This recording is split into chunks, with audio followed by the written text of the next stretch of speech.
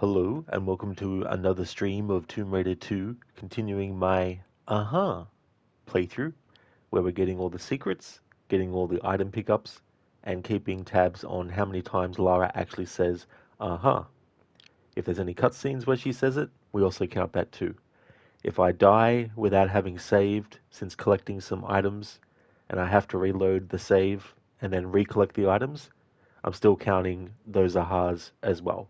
So by the end of the playthrough, the amount of ahas that are related to specific items that you pick up will be less than the amount of, or rather, the full total won't be just those aha moments. It'll be any other ahas that happened uh, aside from that too, as well. And we're up to level 6 of the game. There's a few levels in the offshore rigs, kind of levels, and the goal for today's stream is to try and finish off levels 6, which is what we're currently on, through level 10. Might not happen, but we'll see.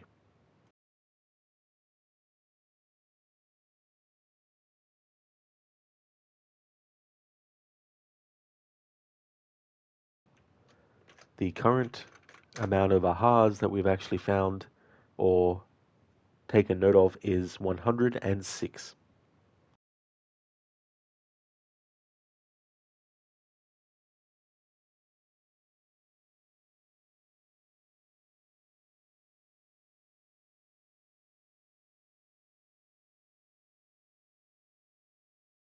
And if anyone in chat on Twitch wants to actually check at any time, you can do the found command, and that'll bring up how many times we've actually heard it.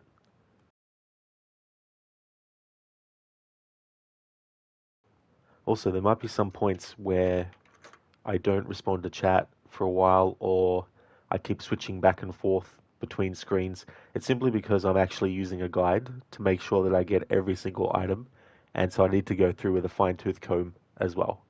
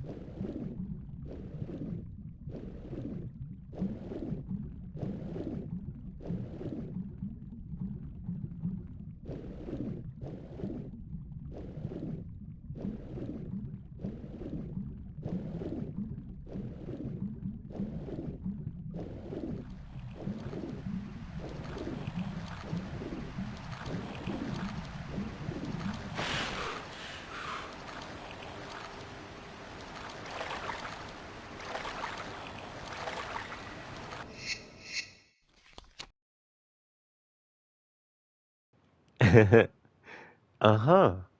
Inmita has arrived. Uh-huh. Rod is here. Uh-huh. I'm doing well, thanks, Inmita. Things are going good. I am getting a little bit of the sniffles, so I hope I'm not getting coming down with something. But yeah, if my voice sounds a bit weird, it's sort of like it sounds like I've got a raspy voice to my own ears, but maybe I don't. But it just feels like it. But I'm doing fine though. I'm not like, in discomfort or anything like that. How about yourself? How's things going?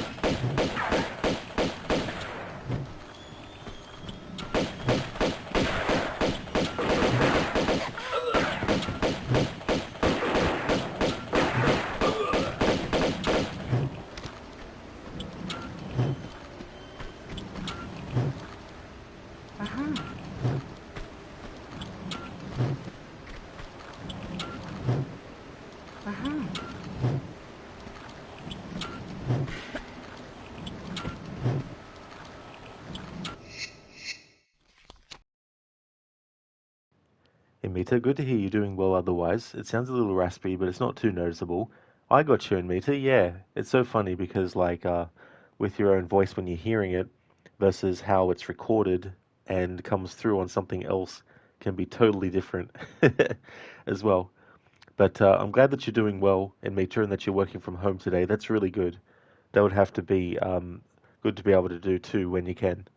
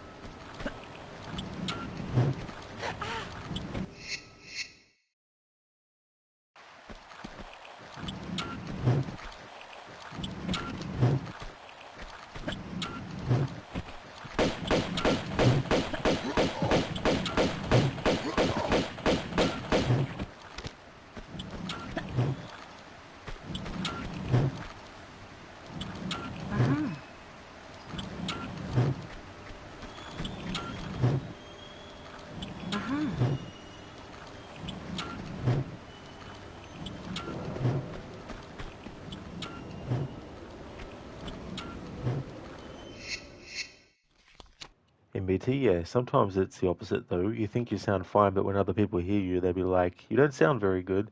That's true. It definitely can go that way around as well.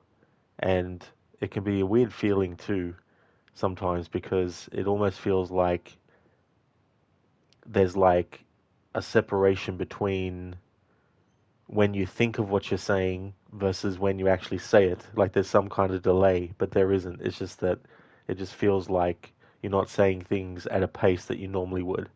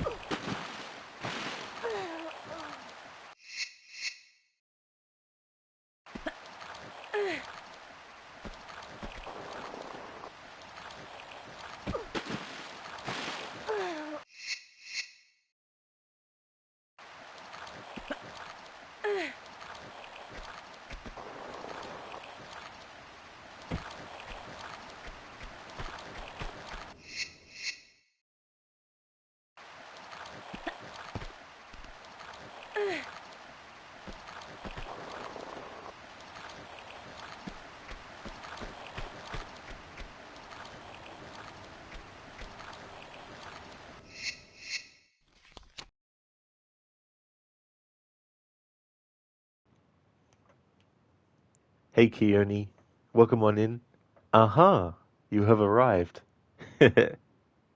Uh-huh. I had to I had to keep that aha command the same when I started this playthrough because I thought, well, um, I want to have the actual quote still be something that people can put the command in for to have it appear in chat, but I also wanted to make sure that it wasn't conflicting with the commands I needed for actually keeping track of the count. So that's why I came up with the command find for when I actually pick up an item, and then found for people to be able to check, and myself too, if I need to double check and all that kind of stuff. How's things going? Welcome on in.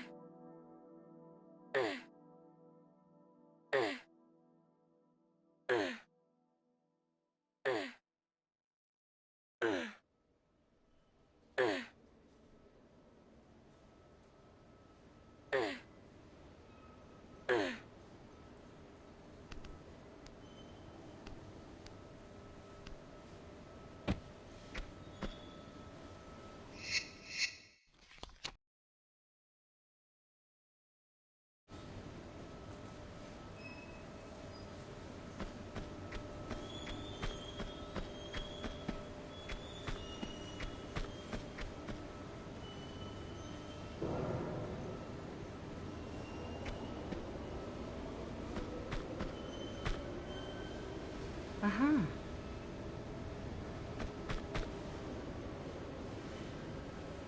Aha.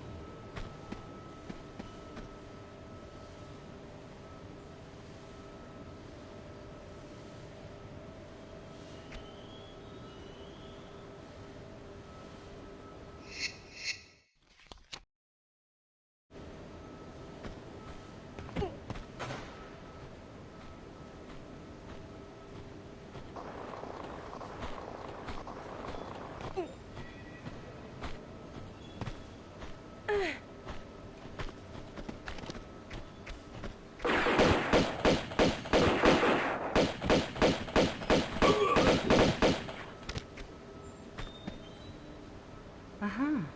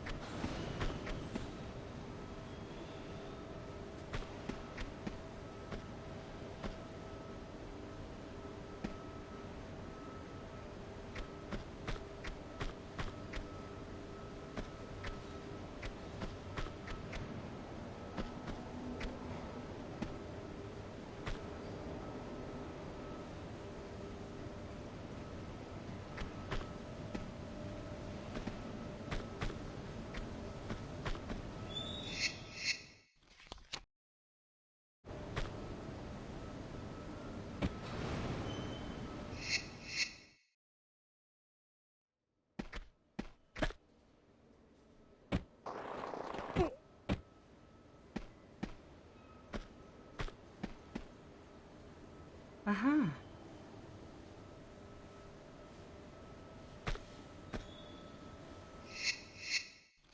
Hey there, Fiend Zalba. Good morning to you as well. How's your day going?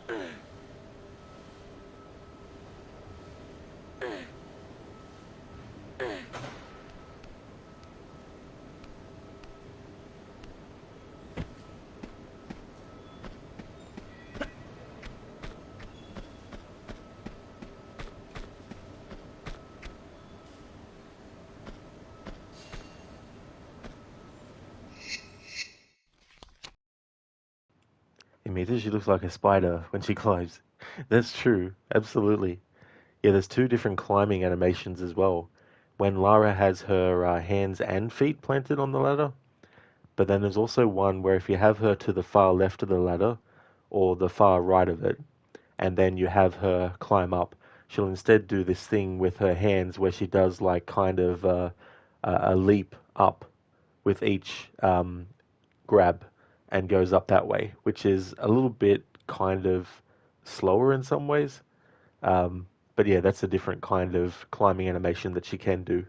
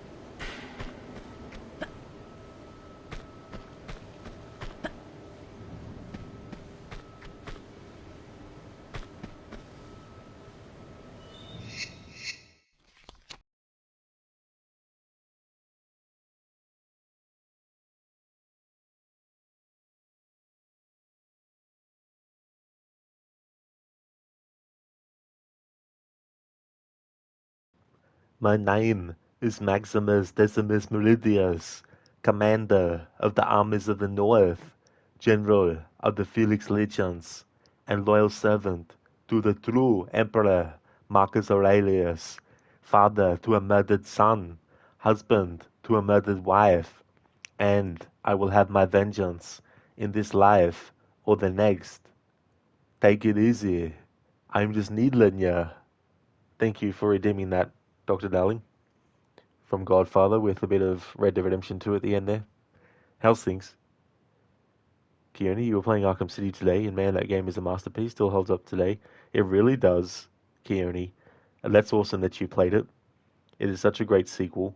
I really like how it expanded on a lot of stuff from Asylum, not just in the fact that we have, like a larger area in Arkham City, but also there's several improvements that were made with gameplay and traversal and all that kind of stuff.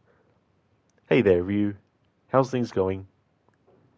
Dr. Darling, this is the alternate universe movie scene. It sure is. Or maybe this is the alternate universe in which it's the, I was going to say Godfather movie, the Gladiator movie.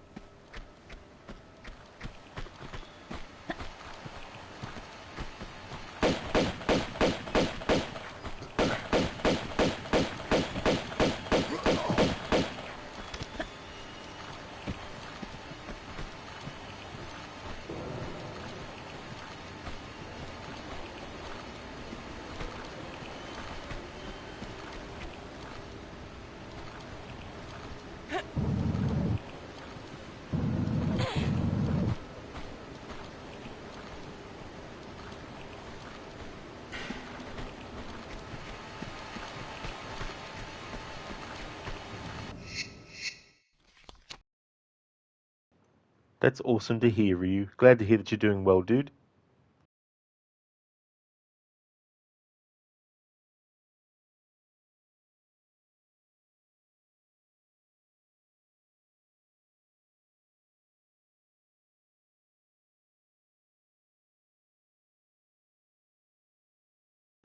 Oh, I just remembered as well that I needed to change my schedule for what it says for Tuesdays because I've reached the point where I'm feeling like it's going to take way too long to get through the Doom games I want to get through just doing one day a week.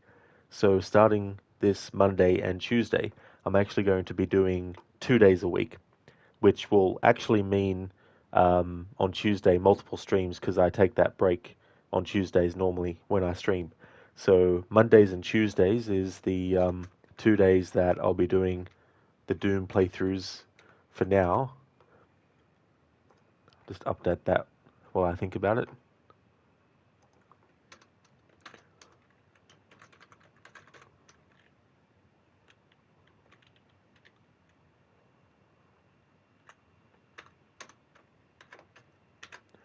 I'll change it on my About Me page later.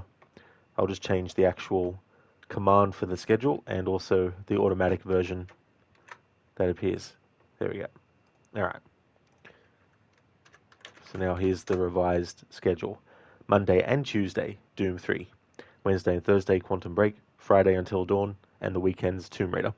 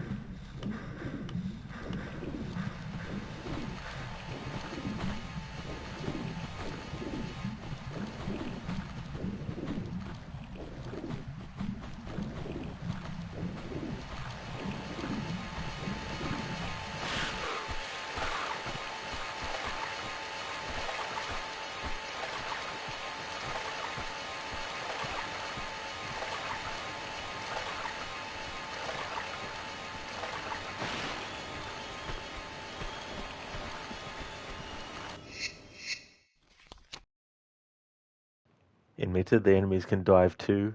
Uh huh. That is so true. They are so annoying as well. In the same way that enemies above water can be really annoying when you're trying to get out of the water to start shooting at them and they get all these free shots on you, it can happen the same with the scuba enemies.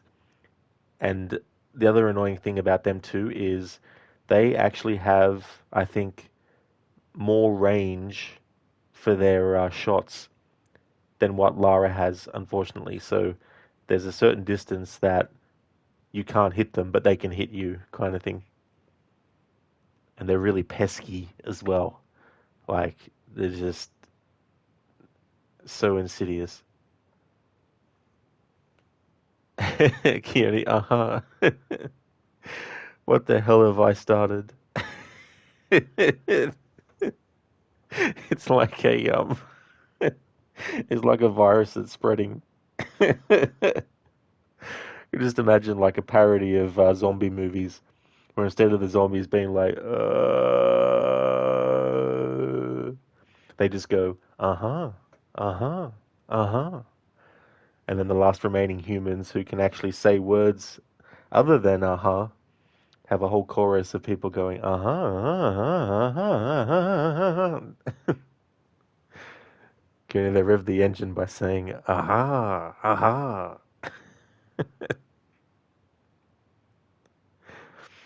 And then we all talk like this. Exactly, Amita. It's like go to a restaurant to order something, and then the person serving you is like, "Hi, how can I help you today?" And then you look up and go, "Aha! Yes, I would like to get this, please."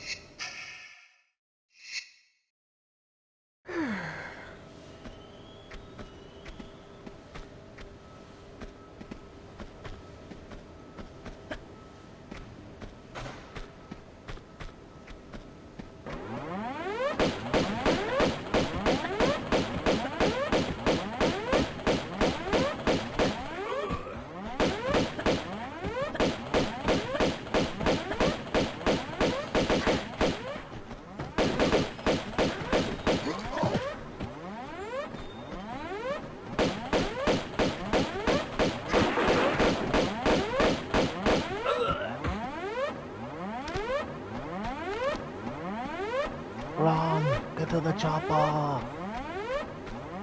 No! Don't go! As Chris Redfield says in the original Resident Evil, when Brad flies off in a helicopter.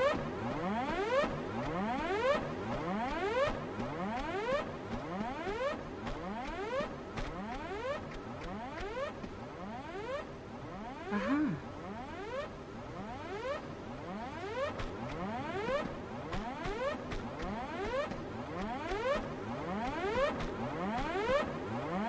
Uh-huh.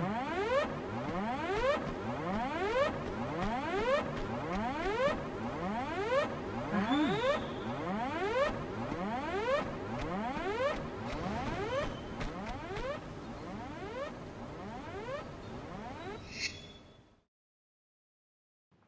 And me to, this is actually tasty. Compliments to the chef. And then it's like, the chef can see you now. That's awesome. Thank you for coming out. Yeah, it was brilliant food. I really, really enjoyed it a lot. And then the chef is like, and then stops themselves and like, oh, that's great. I'm glad that you enjoyed the meal. Then they walk off home, and then they get back home, and they're like, I'm home. And then they stop for a second, and then before they go to bed, they're like, I need to set the alarm. And then like another one's been infected.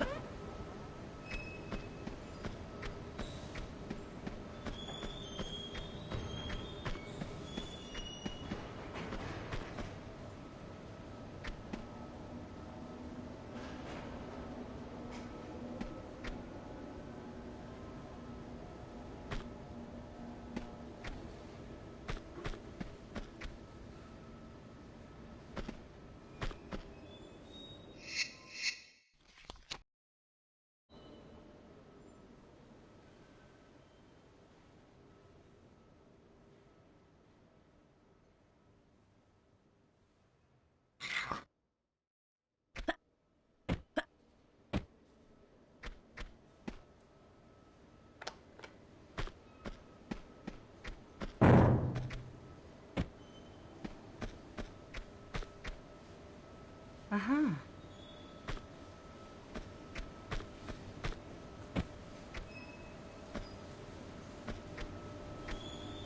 Uh-huh.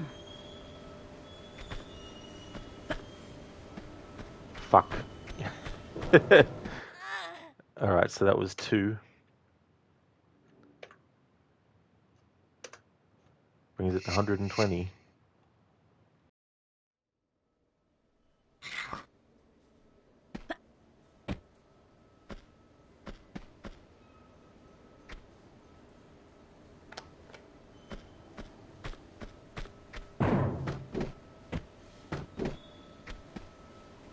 Uh-huh.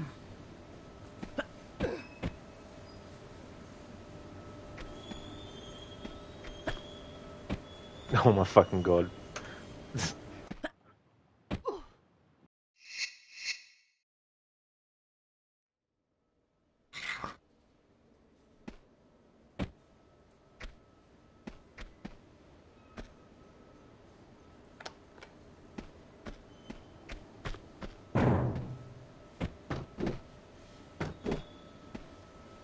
Uh-huh.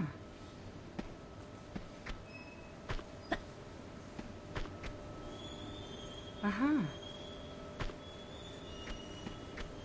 Alright, so that's 2. Okay. I'm gonna have to do it differently.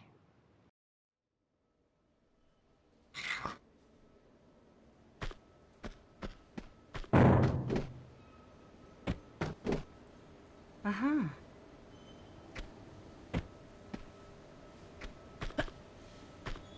There we go. We'll do it this way. Okay.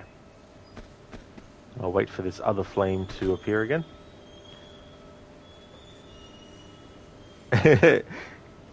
Yeah, Dr. Darling. Uh-huh. Fuck.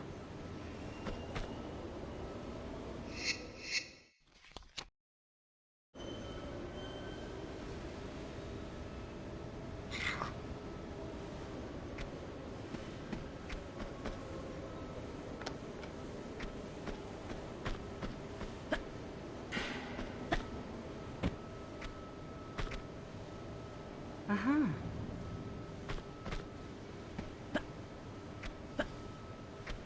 There we go. That's better.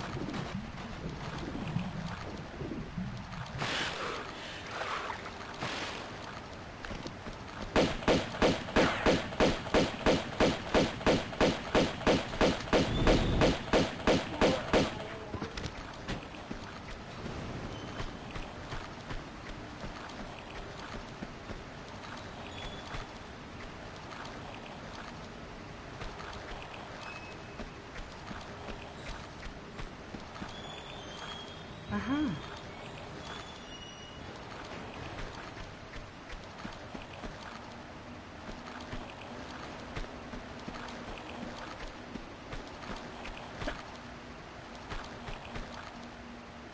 Aha.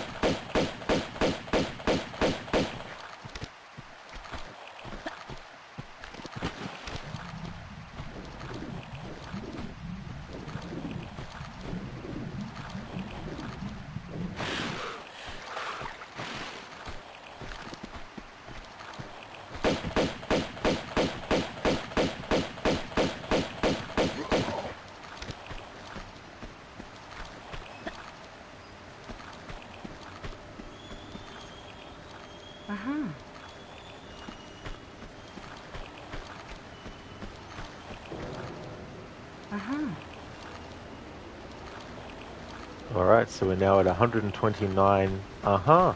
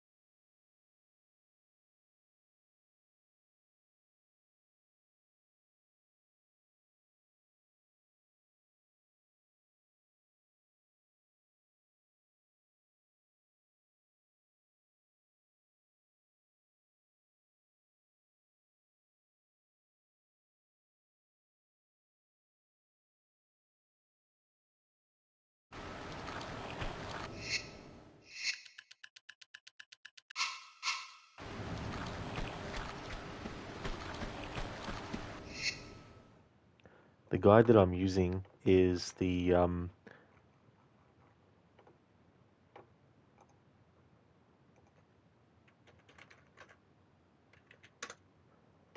Stella's Tomb Raider site, and I'll put a link in chat to that,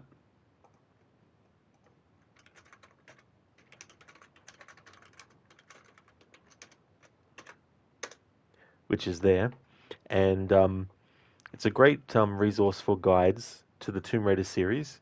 And what's great about the guide is that if we have a look at the statistics, how you have how many secrets found, how many pickups there are in the level, how many kills that you can get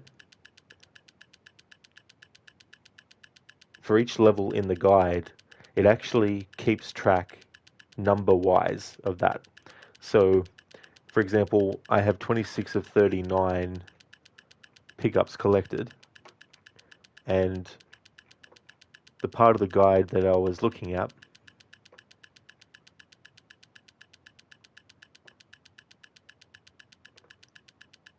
when we came back to this spot and the enemies came out,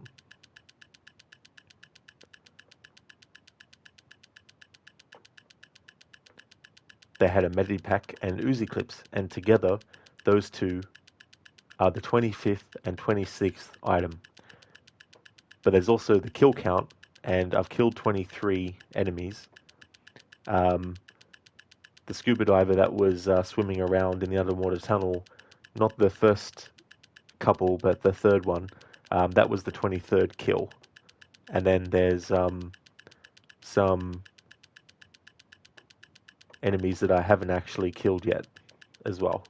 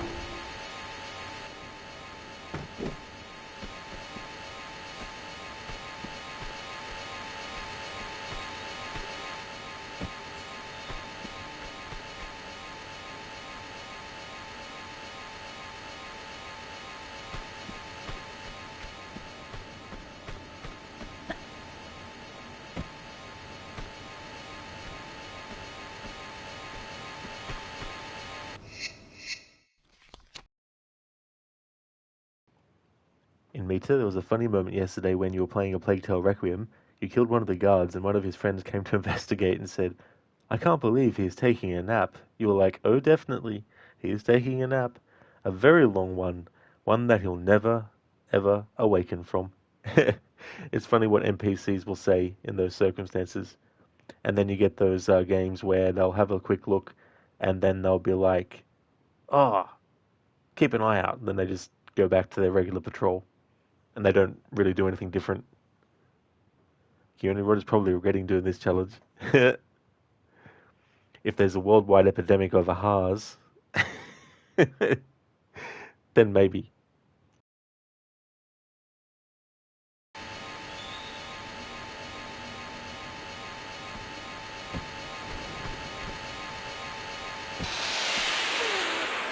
Whoops.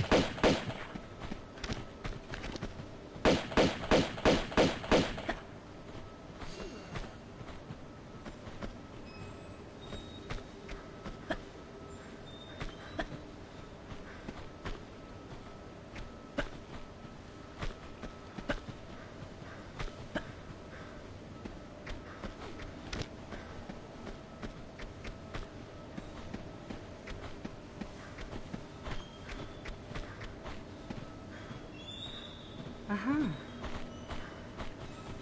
Whoops. That was the last thing I had actually copied and pasted. Aha.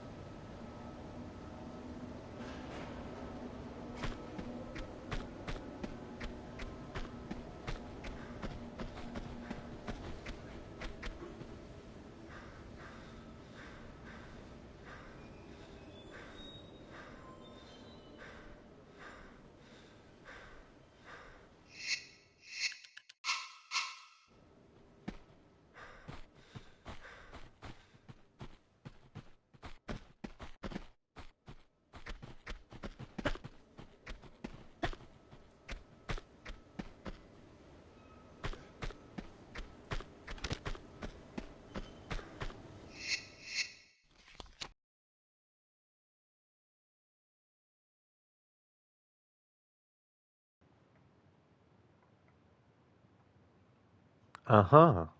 Mr. Gote, welcome on in, dude. How's things going? Uh-huh. Time for Gwent. It is a multi-universe game. There's actually a Gwent, like an official Gwent game, not a video game, but an actual physical card Gwent game that is either out already or it's supposed to be coming out.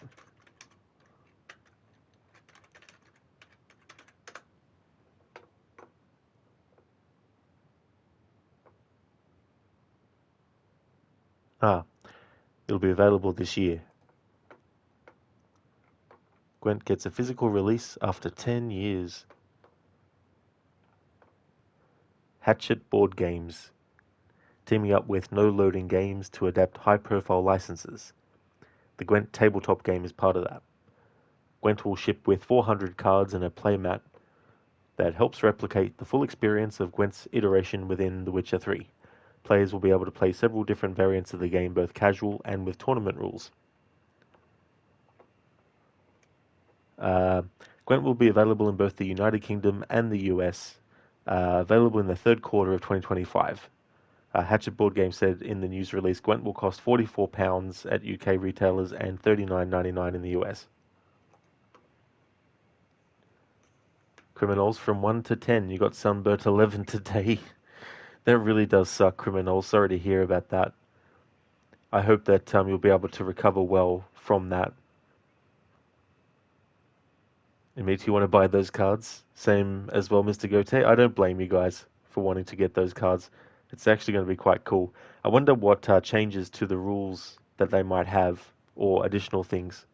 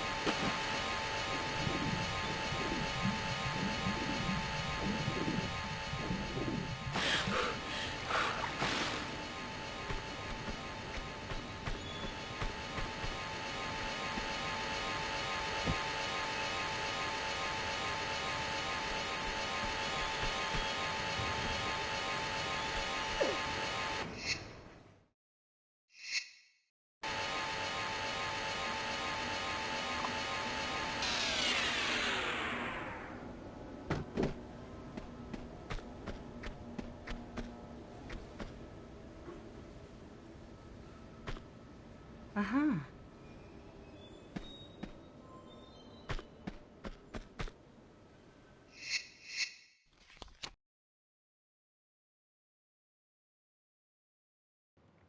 Criminals, you should be okay, but you got absolutely fried. The other thing too, aside from like the pain and the discomfort, is when you get to the point where your skin starts to peel or it gets itchy as well, and it sort of like gets hard to resist actually scratching and all that kind of stuff. Mr. Gote, imagine playing it and having OG music playing in the background from Witcher 3. Now that would be really cool. Add extra immersion to it.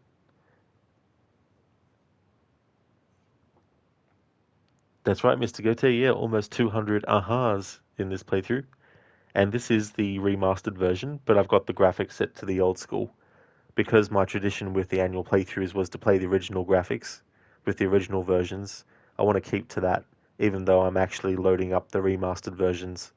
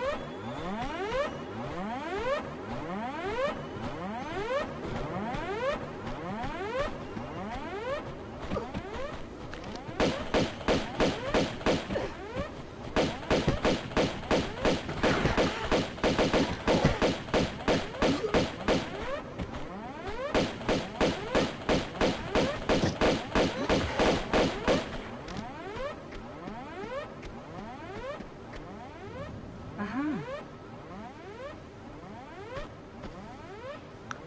Another Simone bot account. I'm gonna ban them.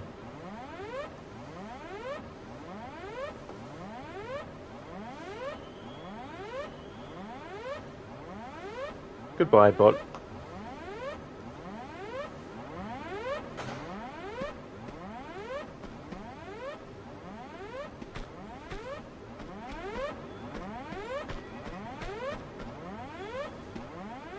Aha.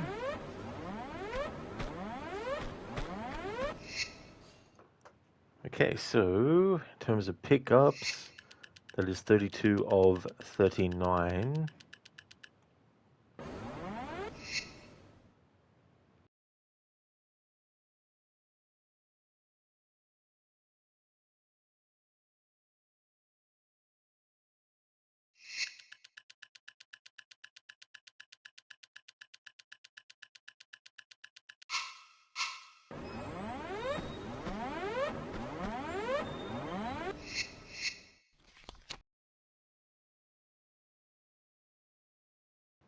Hey there, Digital Descendant. Welcome. Did you manage to unfuck that horror game off stream? The Force Save State and Weird Guide? Oh no, Digital, I'm going to wait until I actually finish the game, and then that way I'll be able to access the chapter replay again. Because it's silly, like, you would think that if you've played through the game at least once, that even starting a fresh save, that your profile would be remembered by the game and be like, right, they've already played the game before, so let's let them do chapter replay. But nope. So I have to wait until I've actually done it. That'll be the better way and easier as well. That way I don't have to redo all of the stuff before. I'll still have to do most of the chapter again because the item I missed is more towards the end of it.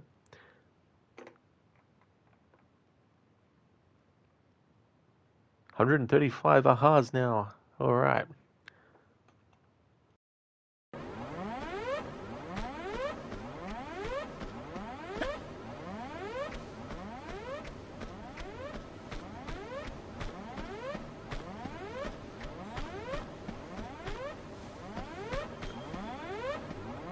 Aha.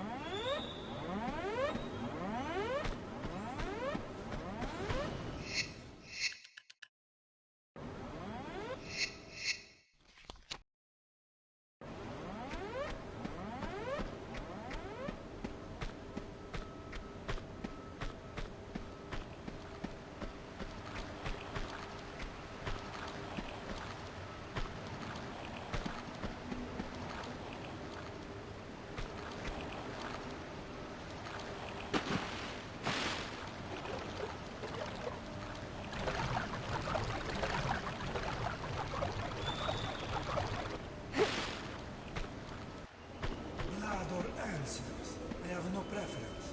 You should spill a bit of them both. Okay, Marco. Glad to have your heart. What do you want?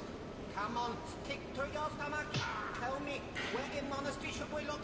Eh, brother?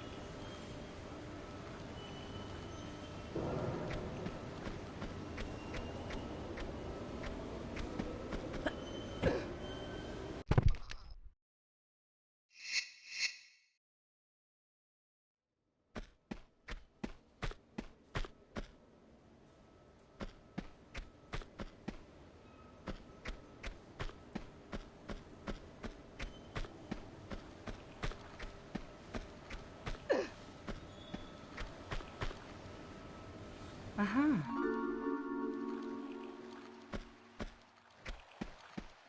Alright, so now we have all the secrets, and we have all 39 items in the level.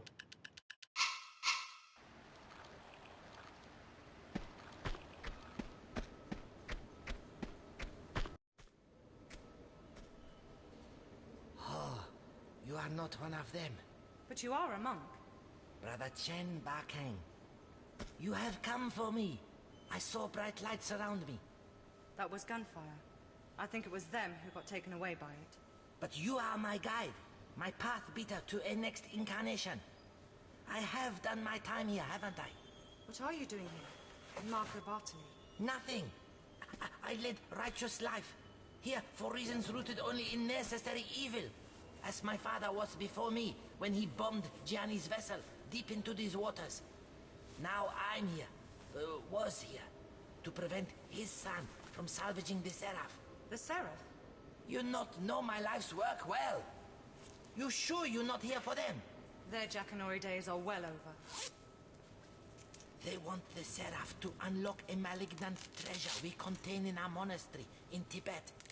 Since being stolen by imbecile vagabonds centuries ago, we've been without key to it, relying solely on cleansing of our prayers to keep it subdued.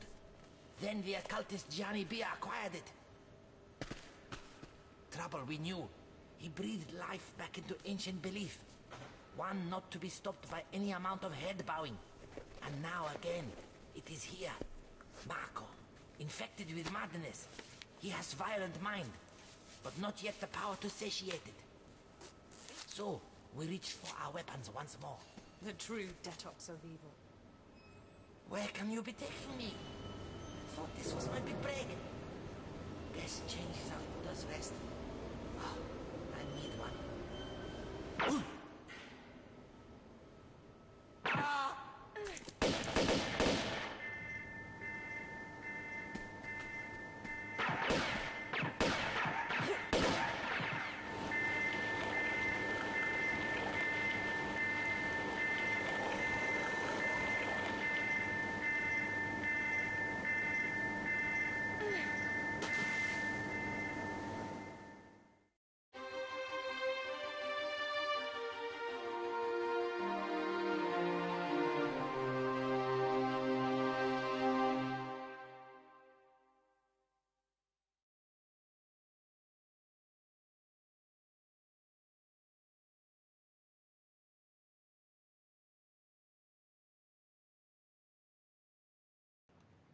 Dr. Darling, those secrets look like ducks from a certain angle.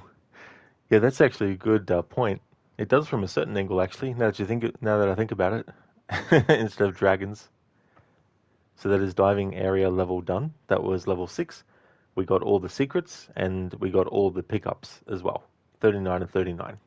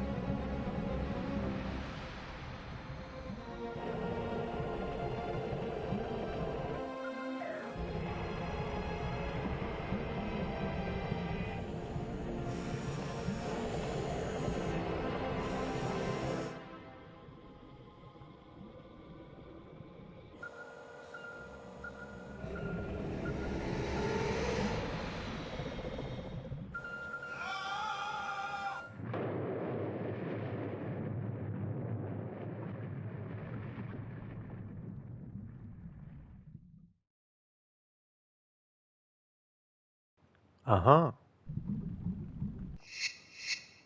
You gotta be quick at the start of this level because if you don't, you'll drown. Uh-huh. Zamaxi has turned up. Hey there, Maxi. Welcome on in. Uh-huh. Rod is streaming. How's things going today, dude? I hope that you had a great Father's Day with your father. Hope it all went well. That's right, Dr. Darling Jaws.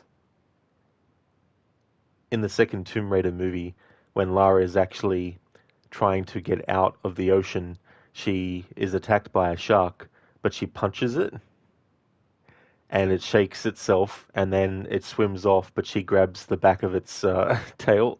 And that's how she escapes from underwater. You're doing good, thanks, Maxi. How are you doing? How is Aha Simulator going? That's great to hear, dude. I'm glad that you're going well. That's awesome. As for me, I'm doing pretty good. My voice is a bit raspy today.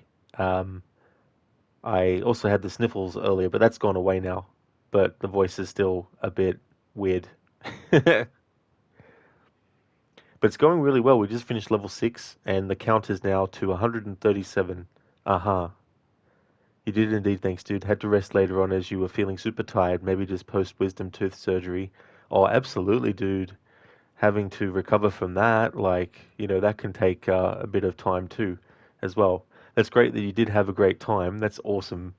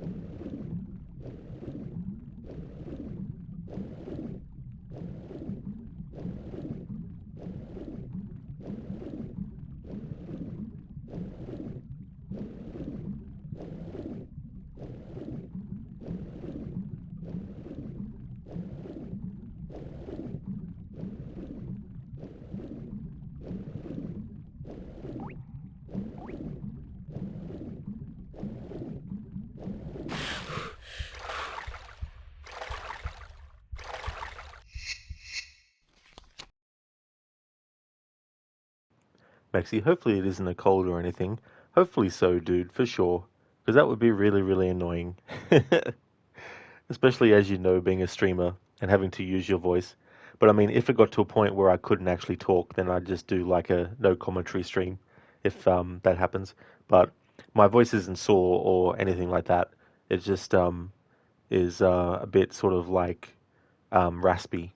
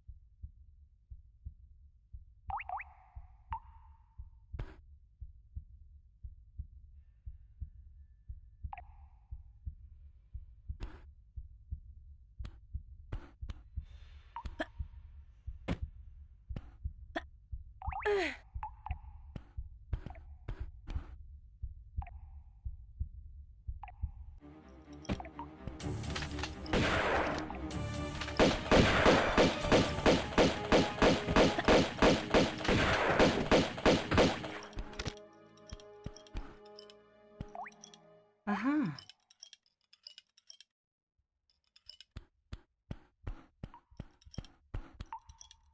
Uh-huh.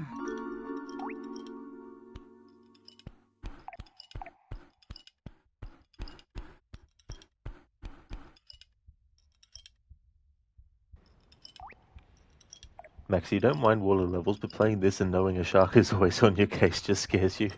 I don't blame you, dude. Because it doesn't really make any noise, so it's easy to lose track of where it might be. And then all of a sudden, starts biting at you. Yeah, Maxi, it's cool that you can do that in the majority of the games. Um, just trying to think. I can't remember if you can do it in Legend, Anniversary, and Underworld. I think you can. You just have to do something different, I think, than the classic games.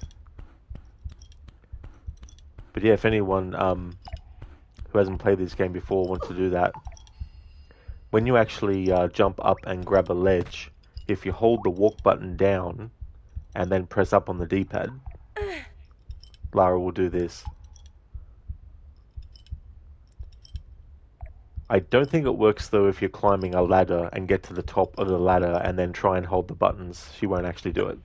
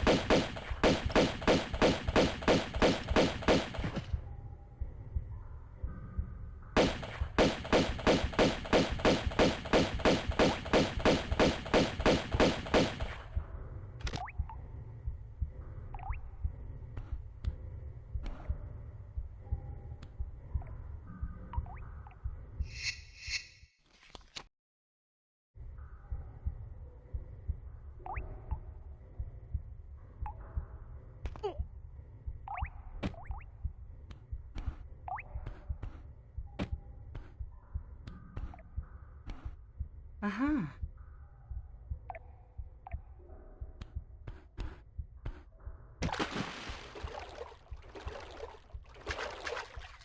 Uh-huh.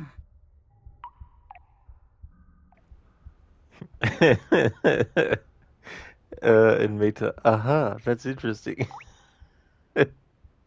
Maxi, very nice. It's so funny. I was talking earlier about how it's like an infection, like a plague that's going around. Everyone's starting to go, in chat with a lot of stuff.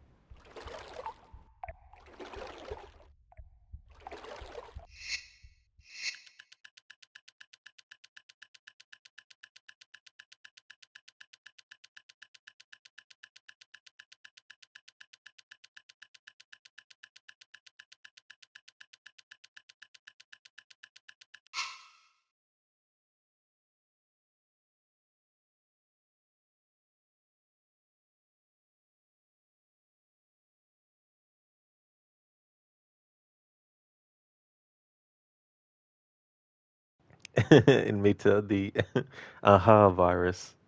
It's a new virus in the Resident Evil series. Maxi, you're just gonna make and Rod like a sound redeem. That's a good idea.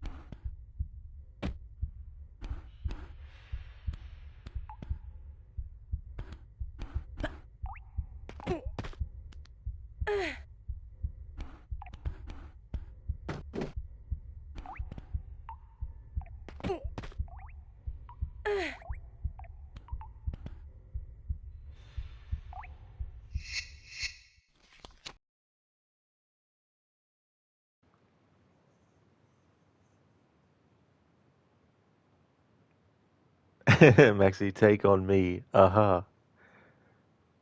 That's right. There's actually wasn't there a band called Aha? There was, yeah, a pop band. Now, did they actually do a James Bond theme as well?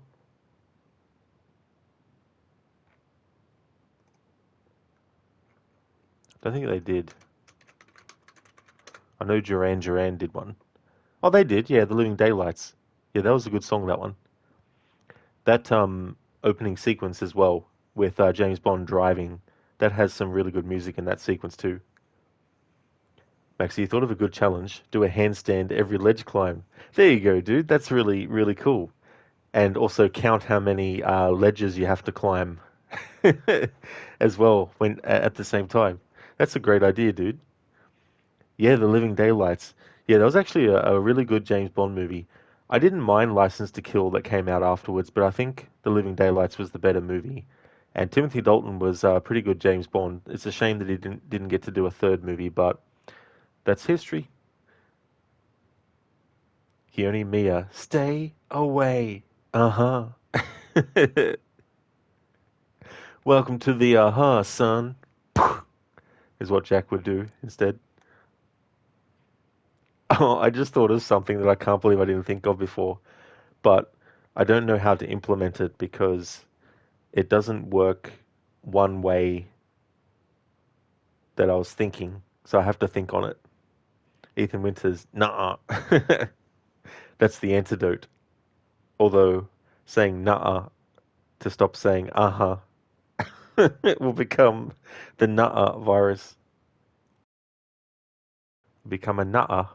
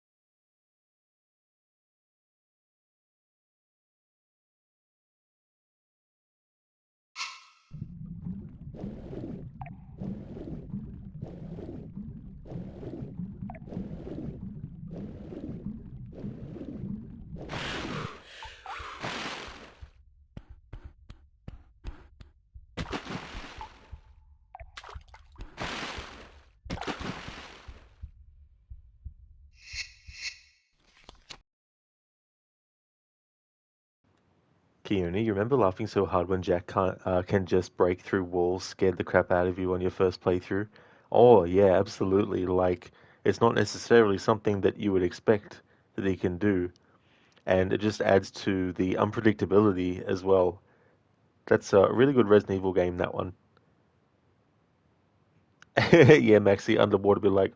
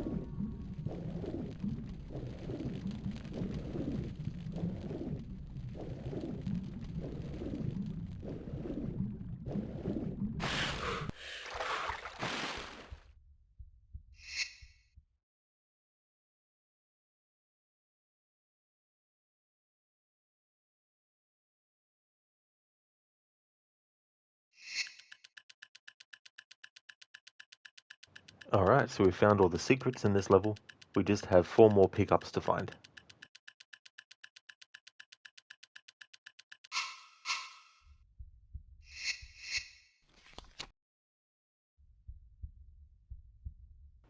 Hey there, Lizzie. Welcome on in. Aha, you have arrived.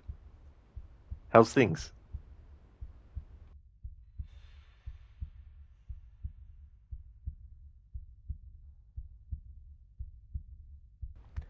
You're reflecting on the 2001 Tomb Raider movie? Oh yeah, Lara Croft, Tomb Raider, as they started to call the games as well after that too, I think. Fiends Alba, aha, aha, strikes again. The aha strikes back. So far, Lara has said it 141 times. I'm also including any time she says it in like a cutscene, and I'm also including times when I die before saving again, and I might have to re-pick up items when I reload my last save. I'm still counting those ones as well. So it won't be the exact same number of items that you can pick up in the game. It'll be based on that, but also other things. You actually still really like the flick. I don't blame you. I like it too. I was saying earlier that I would definitely put it above Mortal Kombat Annihilation and Doom.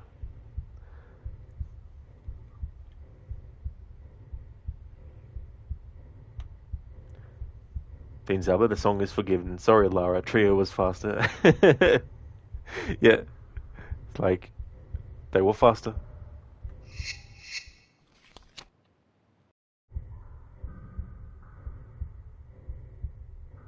Lizzie, you're good. You're just tired. Oh, I got you, Lizzie. Well, I hope you can get some good rest later on. I'm glad that you're going good otherwise.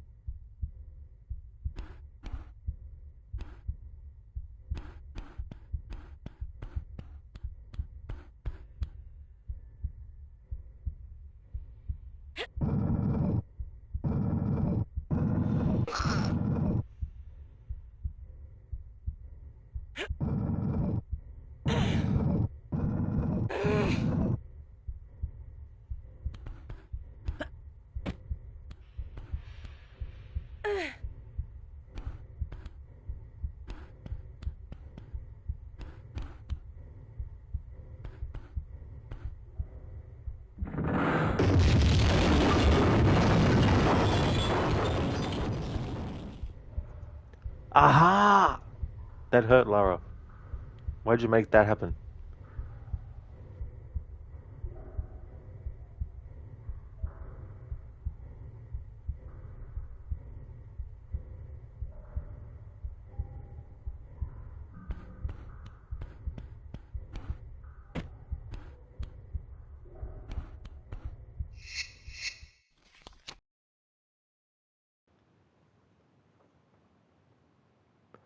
Finn Zauber.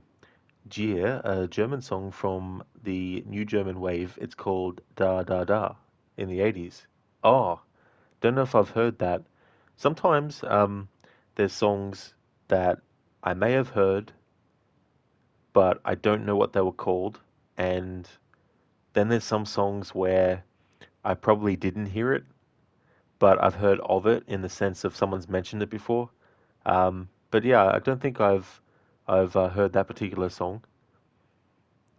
You, Mortal Kombat 95 and Lara Croft Tomb Raider were really that glimmer of hope for video game movies early on, huh? Yeah, yeah. Um, the thing about the Tomb Raider movie as well is, while it is based on classic Lara, it also is its own kind of like variation on it as well. Um, for example, of course, Lara didn't have a big giant robot that would act as a training partner, and um, she didn't have a tech guy at that point yet because we hadn't actually reached even Tomb Raider Angel of Darkness. I mean, we had Tomb Raider Chronicles, which had Zip in it, but he was just like a one-off character at that point. He wasn't like, a character that was supposed to have worked with Lara for a long time, whereas Bryce in the Tomb Raider movie was supposed to have been, with Lara and Hillary, because they changed the name of the butler from Winston to Hillary in that movie. Um, but yeah, uh, then you got like the whole big scene at Croft Manor where they break in and they try to get the, I can't remember what the item is that she's got in her possession, but they want it anyway. And so there's a big like massive fight sequence. I remember at the time people were sort of like Lara would break her hands when she was punching the guys with the helmets on. And it's like, well, if it was a realistic documentary movie, then maybe, but this is, supposed to be a you know, action adventure sort of movie where that kind of thing's not supposed to be a concern. But then again, you don't think a video game movie needs to be a one-on-one on the game it's based on. It just needs to be faithful to the spirit of the game and work on its own. Yeah, I definitely feel like as a groundwork, it needs to be a one-to-one of the game, but when they actually do other things, they need to make sure it's still going to be faithful as well. With a very delicate balance. Adding new stuff, that makes it feel fresh, but at the same time doesn't ruin what was already there in the source material.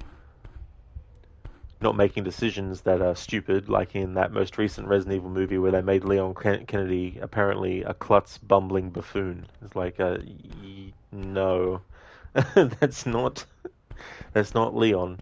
I mean, yeah, he's a rookie in Resident Evil 2. He's a bit naive, but he's not a dumb idiot. He's not clumsy. He doesn't fumble and drop stuff, which apparently Leon in that movie does.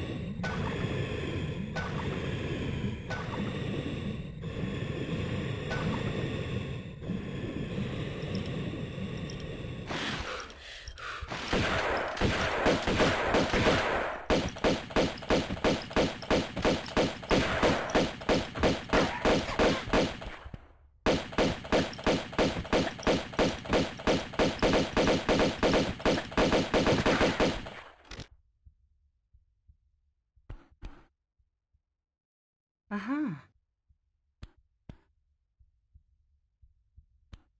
Wrong command. That's better. Uh-huh.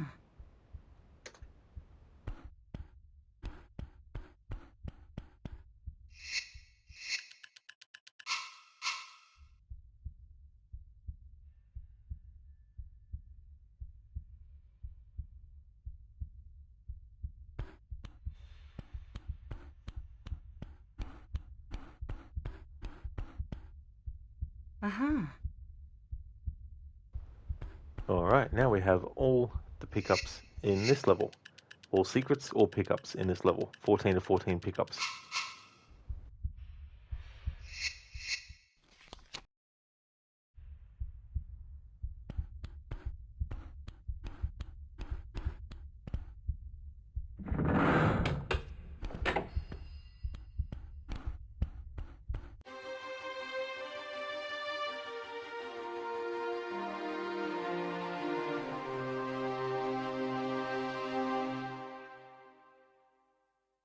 There we go. All secrets in that level and 14 to 14 pickups.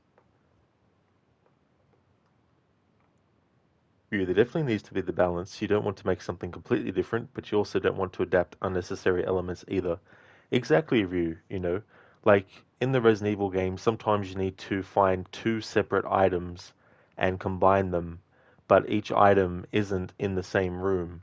And so you have to go to one part of the mansion or whatever the location might be, find one item, and then you need to find the other item, and then you need to take both of those items to another area and use them.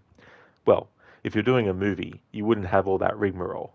What you would do is you would put both items in the same room, and if they're items that have to be combined, they would already be combined. So the character just has to find them, pick them up, and then use them. Not have to do this big whole sort of like thing. Because in a video game, you do that, but not in a movie, for example, if you're doing a movie.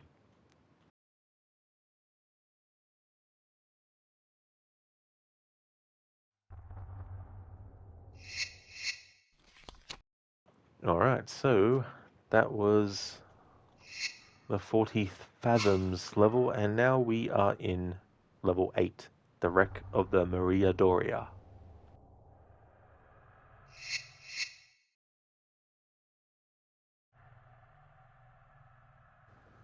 However, before I continue on, I'm just going to go and take a break. I'm going to go to the main menu and have the music in the main menu just loop while I go on my break. I'm going to make it a 10-minute break, and then I'll be back to continue the playthrough.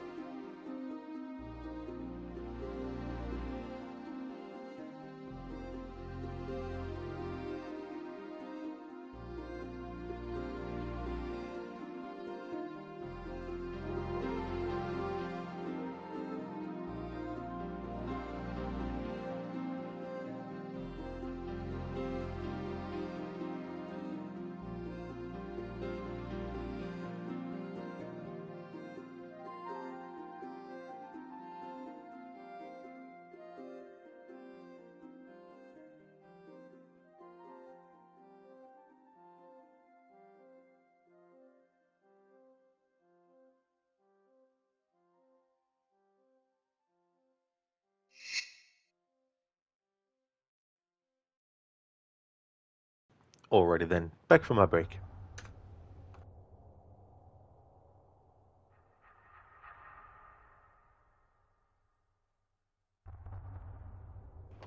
Alright, this is the wreck of the Maria Doria, level 8.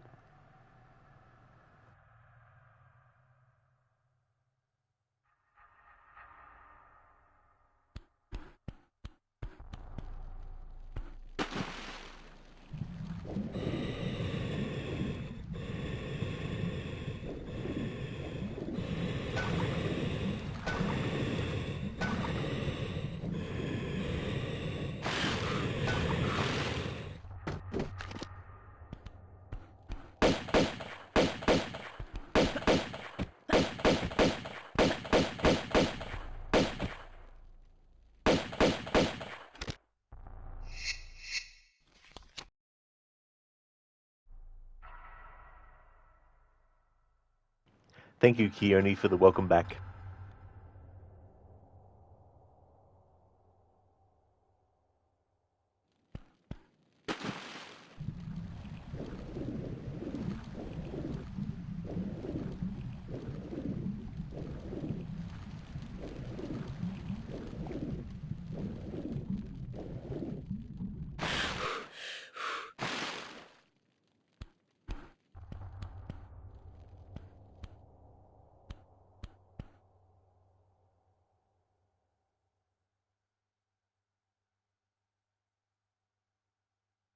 Uh-huh. Closing in on the 150 aha mark.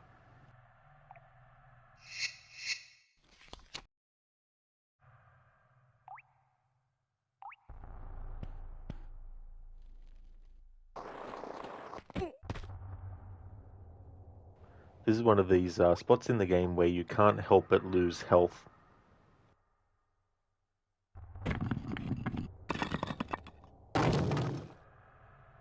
As you can see, I had full health, so we didn't die from the fall. But if your health is too low and then you drop, you'll die. But if your health is full enough, or completely full, then you'll make it.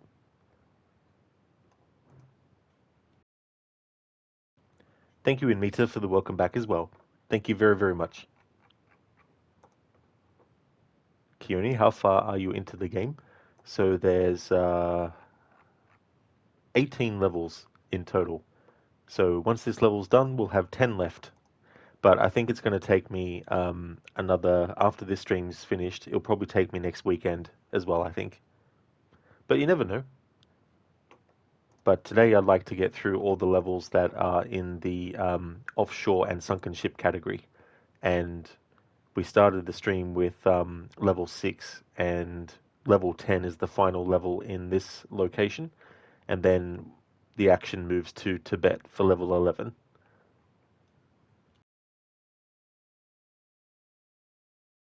Exactly, Keone. There's definitely more aha-ing to do.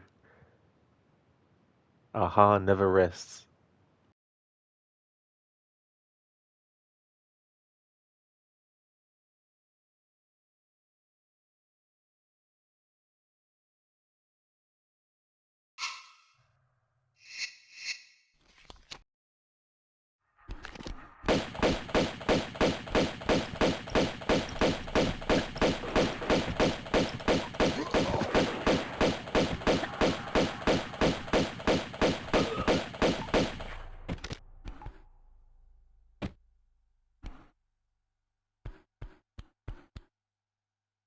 Uh-huh.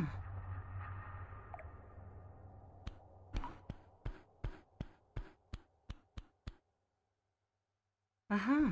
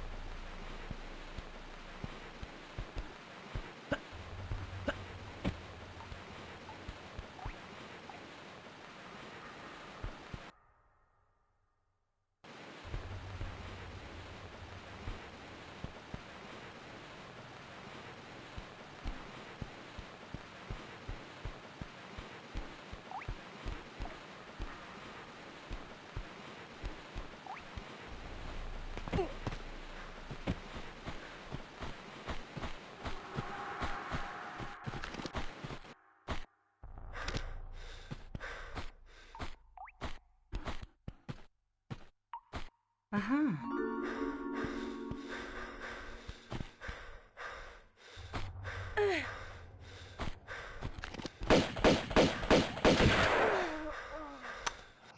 Of course. There'd be a shotgun enemy.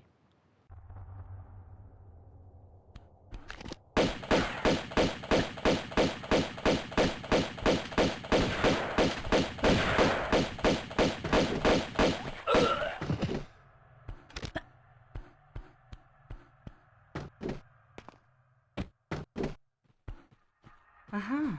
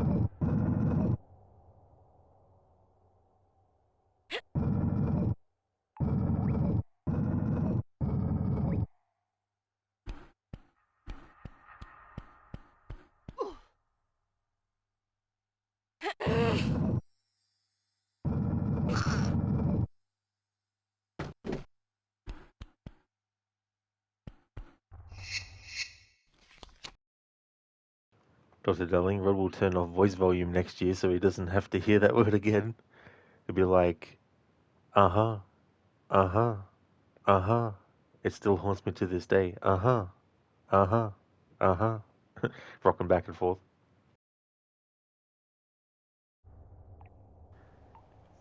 It'll become like a subliminal kind of subconscious word that just gets uttered over and over again.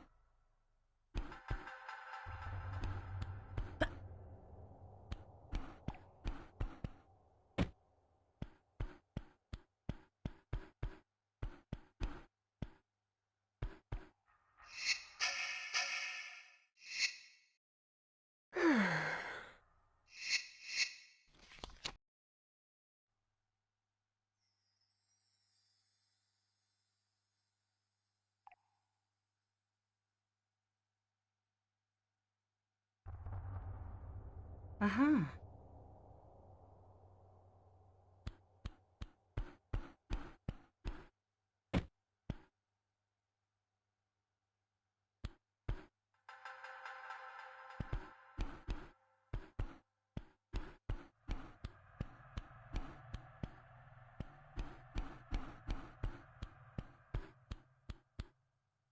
Uh-huh.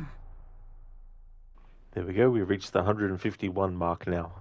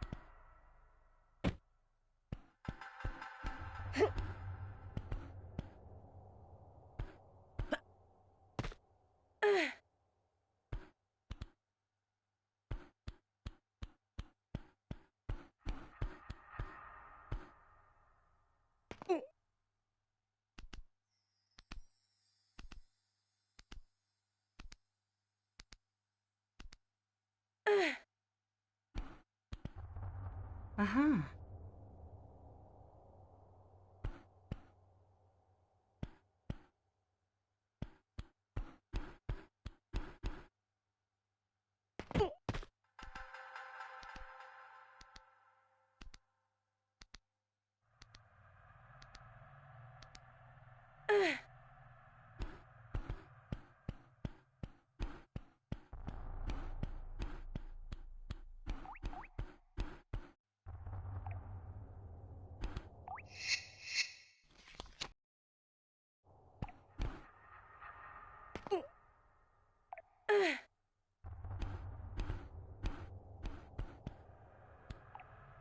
Uh-huh.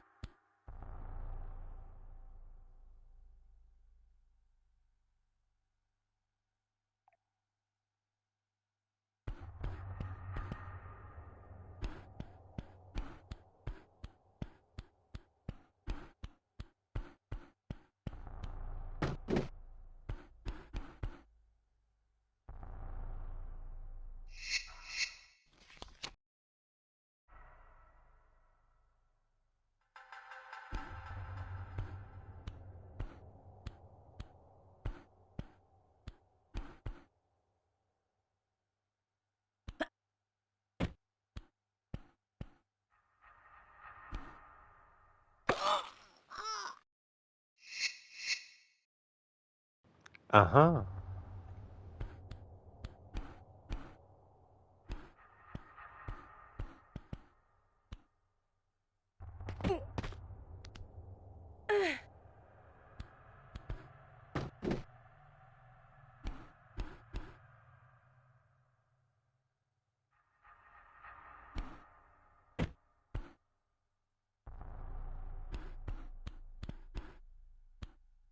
Uh-huh.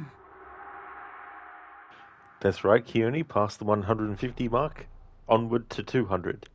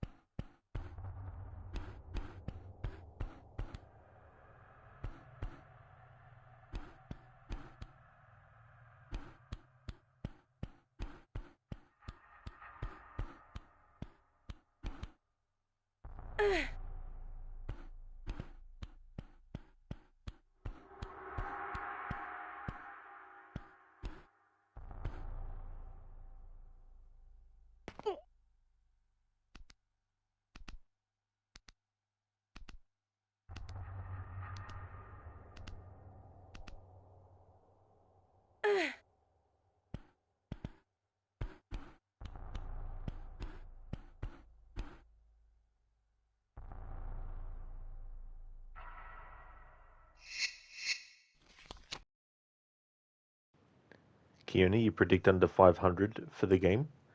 That's definitely fair. The other thing too is that the amount of items that there are in total in the whole game, each one, when Lara picks it up, making her go, aha, counting all those is how many items there are. So if you looked up how many items there are in the game to pick up, then you'd be able to know the amount that would be based just on picking up each individual item once. However, because sometimes I'll do a bit of gameplay and then die, and then I have to reload the save and then pick up the items again, I'm also counting those ahas as well. So making a prediction like that, is definitely fair. I can't remember how many items there are in total in the game, but there's a lot. So I wouldn't be surprised if it hits under 500.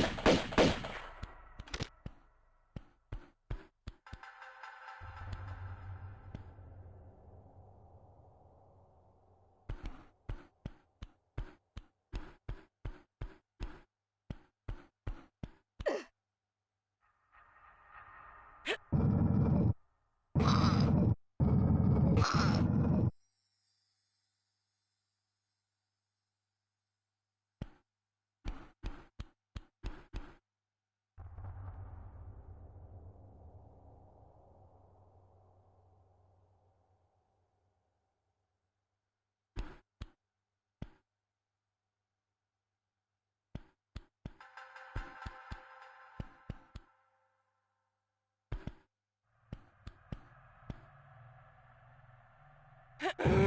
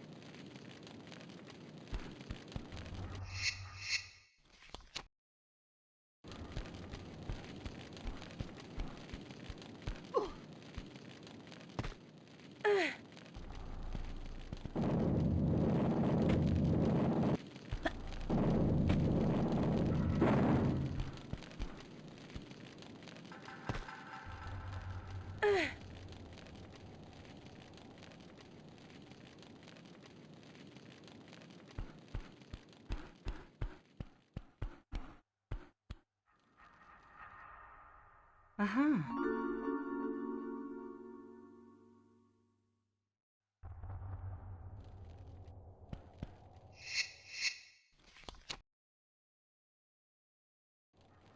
Aha!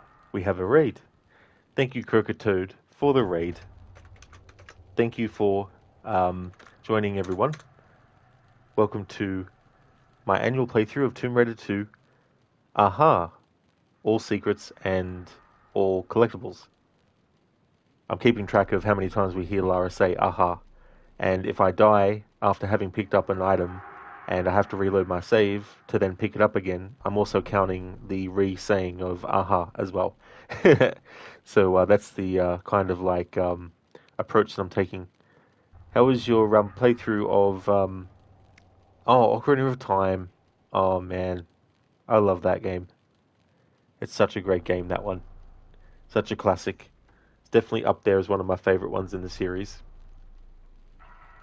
Welcome to you and your Raiders, Crooked Toad. Hey there, Mama Khan. Welcome on in. And thank you for the follow as well, Mama Khan. Thank you very much. Yeah, Crooked, it is going really well. We're up to level 8 of 18, so it'll be good to get through at least the levels that are set in the offshore and sunken ship part of the game. Level 5 through to 10 is set there. I did level 5 in yesterday's stream and finished off with that. And so this stream has just been doing level 6 and then 7, and so we've got 8. And then I want to try to at least get 9 and 10 done so that next weekend we can start the Tibet levels. Hey there, Feats. Welcome on in. How's things? That is a lot of ahas, Crooked Toad. You're not wrong there. Like, holy shit, 156. There'll definitely be more than that. That's for sure. Thank you, Zereth, for redeeming a rest in peace, Lara. Thank you very much. Exactly, Amita. Yeah, that's what I thought too. Aha, a raid. So, Zereth, what would you like Lara to die from? I can actually have her die from drowning, or we can do a classic neck break. There might be some enemies that are coming up, and or we can also have Lara get killed by what else is there in this level? I'm sure we can think of something. Do you have a preference? Crooked Toad, you made it to Jabu Jabu in a single night, having fun with it, going for 100% the first time. Oh, I haven't even done that. Um, I don't think I even did it back in the day with that game. That's really good that you want to do 100% of it. Because last year too, that game celebrated an anniversary as well. I think it was, what was it, the 30th, I think? Thank you, AJ Jacobs, for the follow as well. Thank you very, very much.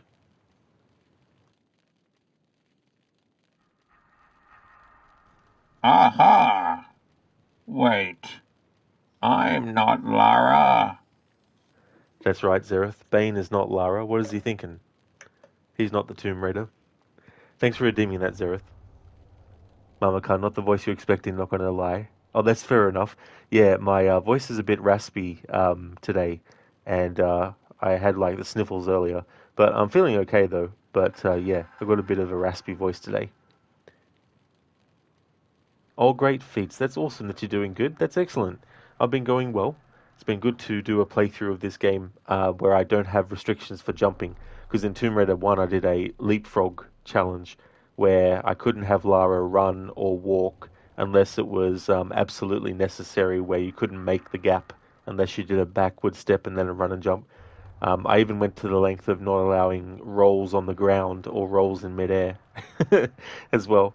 So I got through the game failing the rules 33 times with Tomb Raider 1. I could do sideways jumps, I could do backward somersault jumps, I could do forward jumps, I could do incremental jumps on the spot, so I could make use of that as well. Zereth, I found a different way to die. A trap? Alright, let's see if we can find that. So I'll just save again, and then I'll hunt around and see what we can find.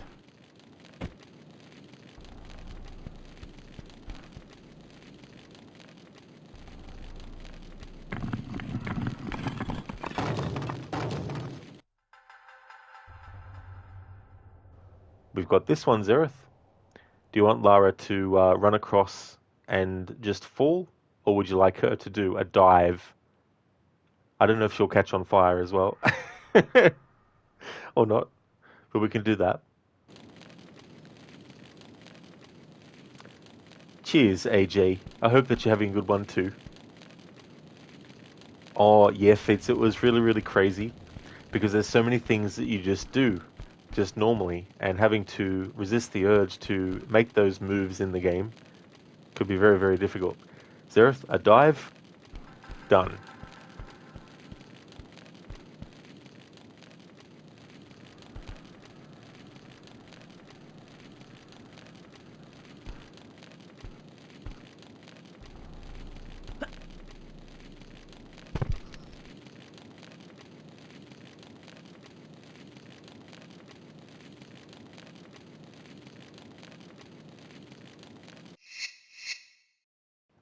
There we go, Zereth.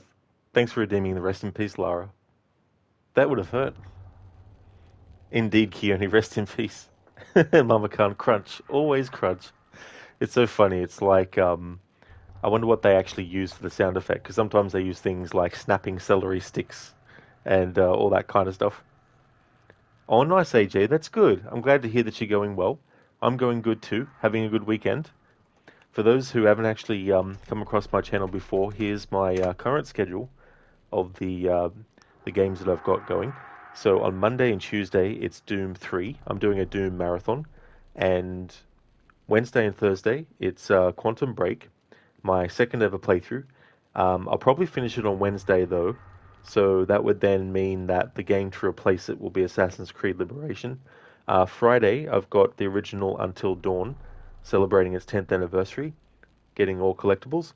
And then on the weekends, it's Tomb Raider until I do Tomb Raider 3, and then I'll take a break from Tomb Raider and then come back with the other games in the series. I'm sort of like spreading them out a bit this time as well. But I'll be doing all 12 main entries in the series.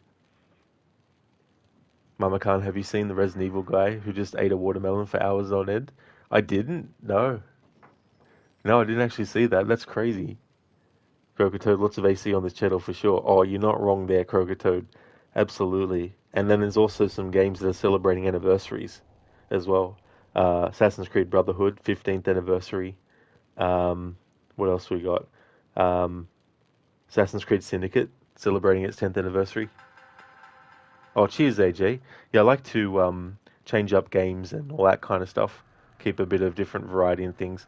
I mainly like story-driven games and a combination of like first-person and third-person. Um, I do like first-person shooters, but I don't really stream a lot of those. And I do like survival horror stuff. So Resident Evil and Silent Hill, Evil Within as well. Alien Isolation. I love that game. It's really, really good. The Plague Tale games, I do those too.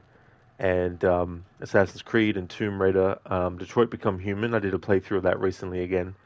And I really like choice-based games as well, like Until Dawn and the Dark Pictures series and The Quarry as well. I'm very much looking forward to Directive 8020, so it'll be good to actually play that.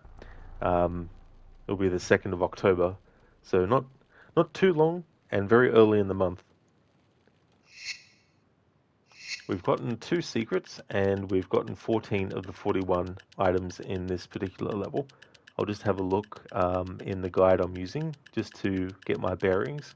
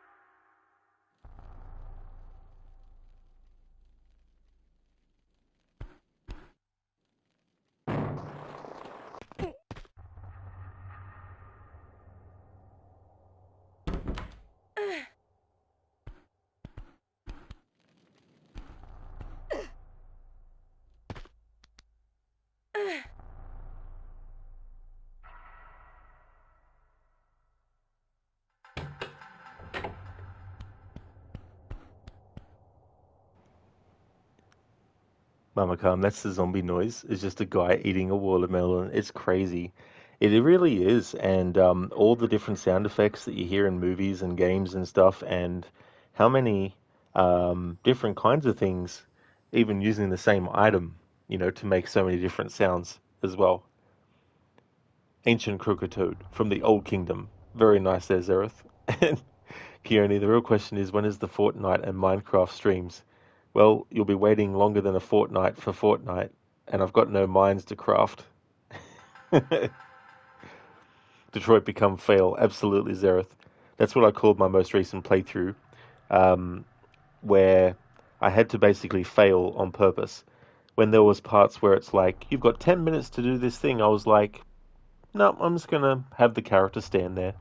And there was a part where North is like to Marcus, you know, what are you doing? You gotta hurry up. And then Marcus is like, I'm doing my best, and he was just standing there because I was waiting for the timer to go down to fail the mission automatically.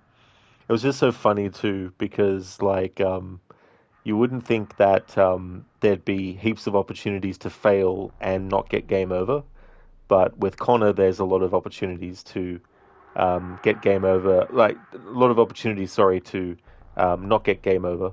And then you got the other characters, but the earliest death was the most tragic in that game. Like, I had never actually gotten that outcome before, and it was just like, nah, I definitely don't want to have that happen again. Mama Khan, by this logic, you missed out on a great job. You eat most of the time for free like a moron for years. These sorts of things, you think to yourself, damn it, if only I was in the right place at the right time for them to be like, hey, we're going to get you to just eat watermelon and just make these sound effects and record them into a microphone so we can use them for a video game. Oh yeah, Toad and AJ, it's just so funny. It's like in the Dark Pictures games where you don't actually choose a dialogue choice. And if you let it go, the game will automatically choose say nothing. So if you don't press anything, and the time it takes for the game to decide say nothing, the awkward looks on the person's face as they're just sort of like staring, and then the reaction from the other person once the say nothing choice is chosen is just priceless. I usually like to let it go and make it choose it automatically for more sort of like comedic or dramatic effect. But you can actually speed up the process. You can just choose say nothing straight away if you want.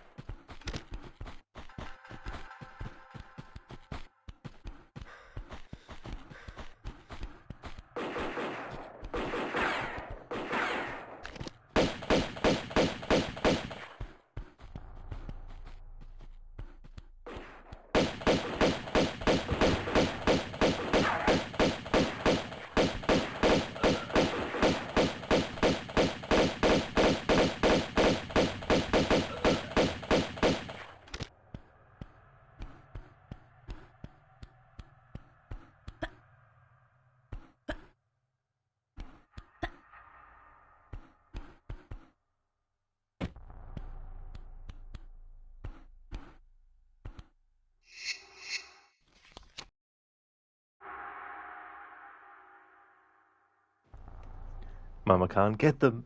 Are you doing pistols only too? I sort of like use the weakest, quote unquote, well, I guess, it is the weakest weapon. I tend to use it for as long as possible, and then I'll get to a point where I'll actually start to use the other weapons and stuff. My sort of like thinking is that by the time I really, really need it, at least I'll have a lot of ammo up my sleeve as well. Sir Balthazar, thank you so very much for the follow. Thank you.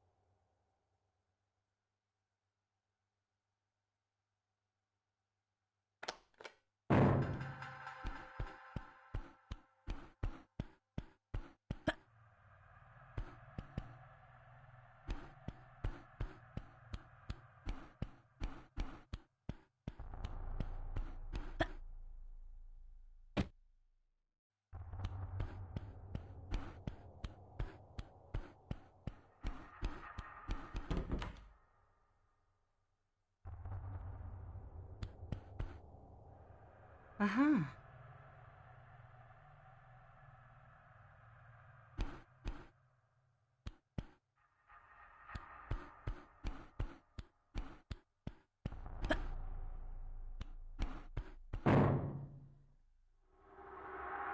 Uh-huh.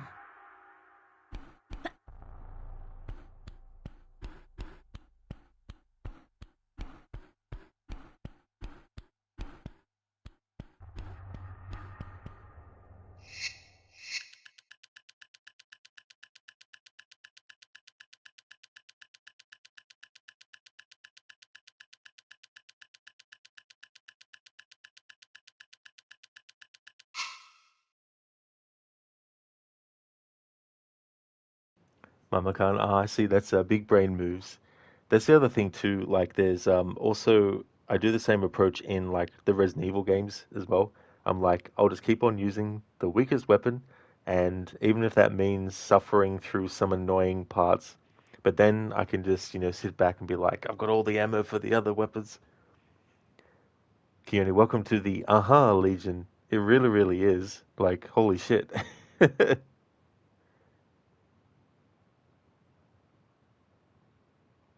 Mama can't have very Resident Evil straight of you. Resident Evil fans have the biggest wrinkled brains of all. It's a great franchise. The first game in the series I played was 3, the original. Hey there, Stardust. I'm up early. It's almost 8 p.m. I've been up for hours. How's it going, Stardust? Welcome.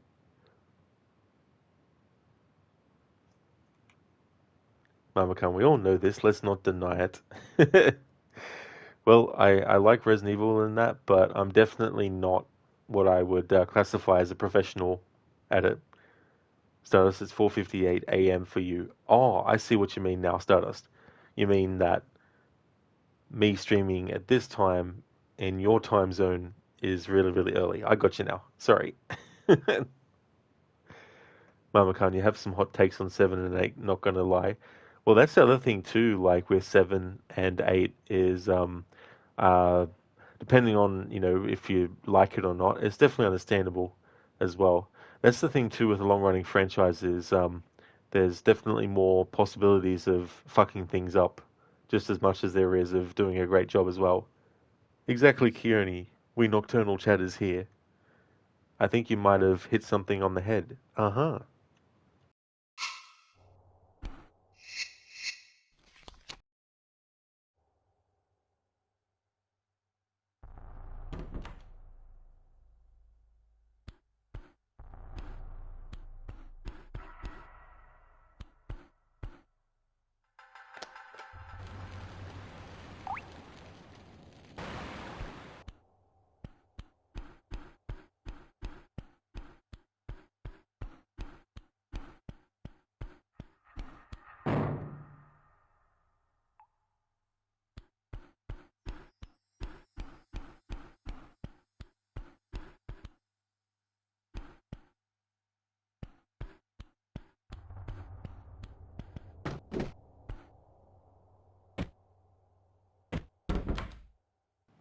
You gotta be fucking kidding me.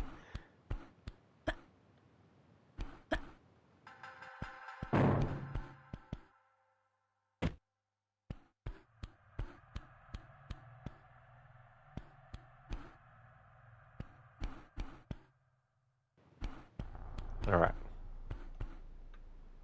There we go. Now we got it.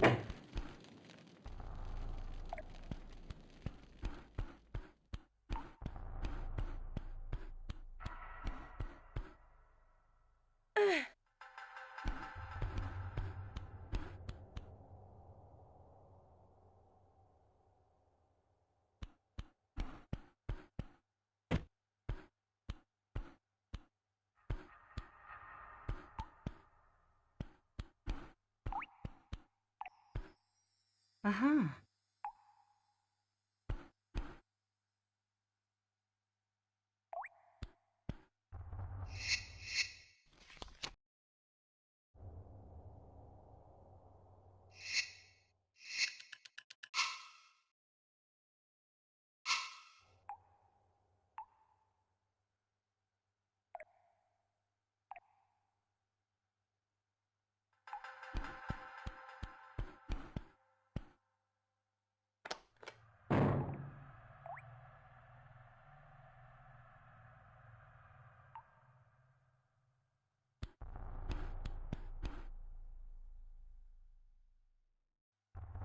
Mama Khan, you hate 7 and 8, but you prefer 8, but you just hate both. You'd rather play Resident Evil 6. That's understandable too, as well. The changes that they made for 7, the whole first person, obviously you had the Survivor games that were first person, and the Umbrella Chronicles and Darkside Chronicles. But, however, um, it's a very different kind of situation with Resident Evil 7 and 8. It's interesting though with the whole sort of like what was it, the DLC for Resident Evil Village that actually allowed you to have third person?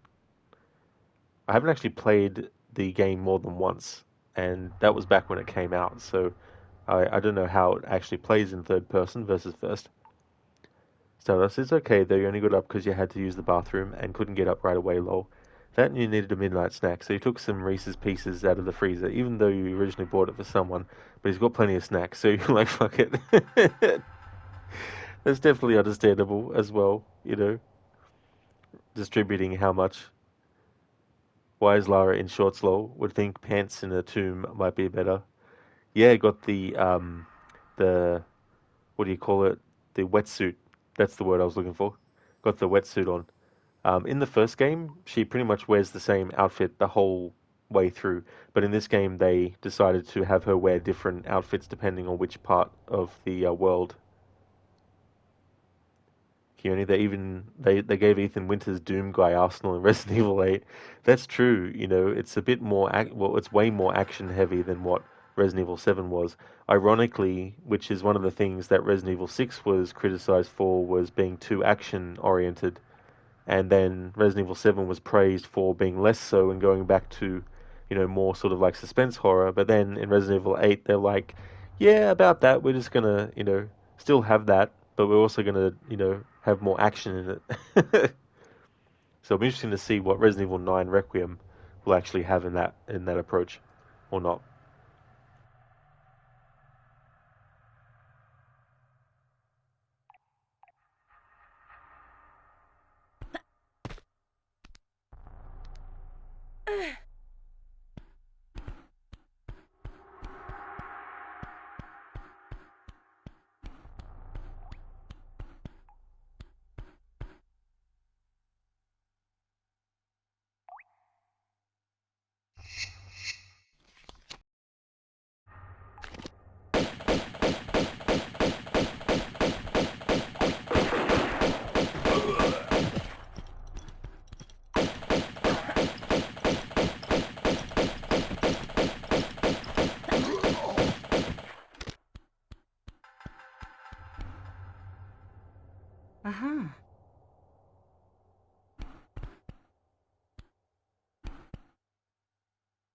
Uh-huh.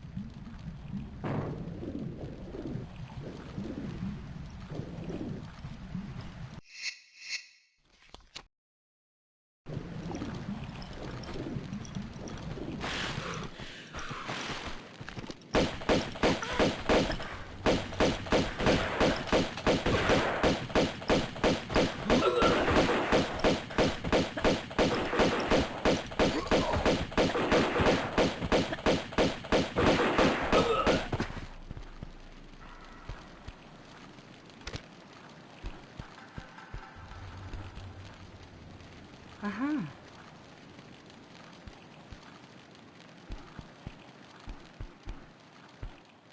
Uh-huh.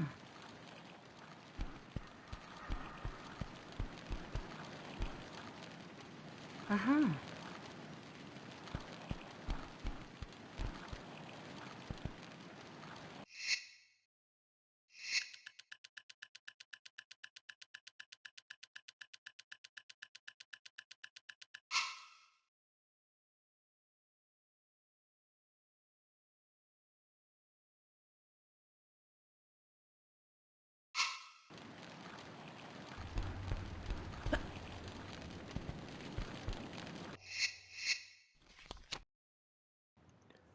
Stardust, have you tried Splitgate 2 yet? It's on Xbox, PlayStation, and PC. Is free too. I haven't. No, I haven't actually even played the first one either. As well. In fact, I only found out about it recently. Is the first one any good too? Kieran, do you prefer more action in Resident Evil games like in 4? I definitely prefer more the slow burn, suspense, survival horror. But I'm also a fan of action movies and stuff. So I don't mind action in video games either, even ones that are horror as well, because horror and action can be done, you know, really well. Sci-fi and horror is that's probably my favorite combination. I'd have to say would be sci-fi horror. Stardust 2 is better in your opinion. First one is okay. You can't sprint in the first. Ah, okay. You can sprint and shoot through portals in the second. It's interesting when they have a first game in a series that has certain things it doesn't do that you would think, oh, they would have been better off having it be something that you can do, but then they bring it in the sequel. I guess sometimes too there might be stuff that they wanted to put in the original, but they had to scale things back or not include stuff, but had to keep it until the sequel.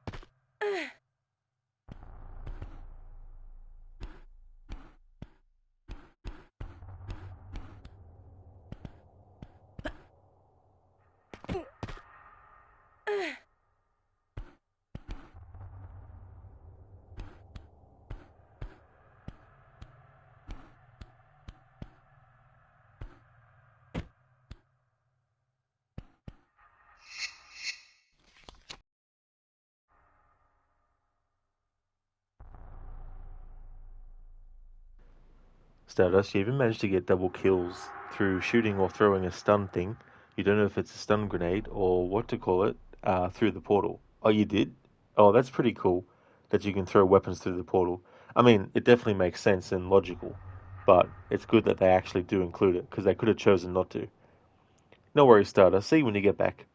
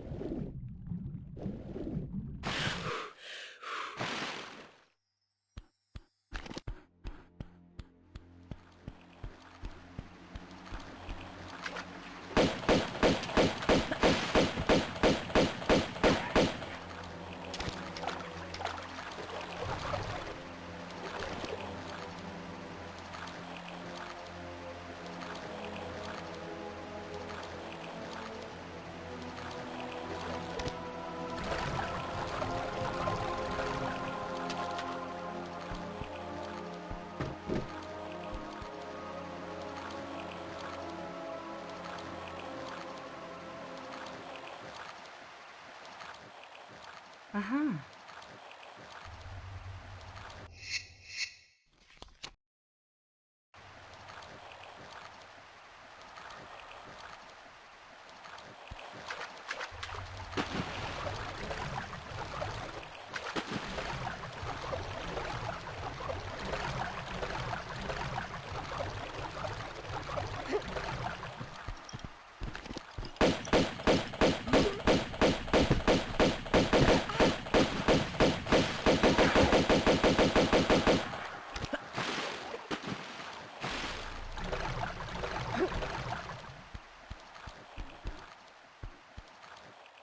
Uh-huh.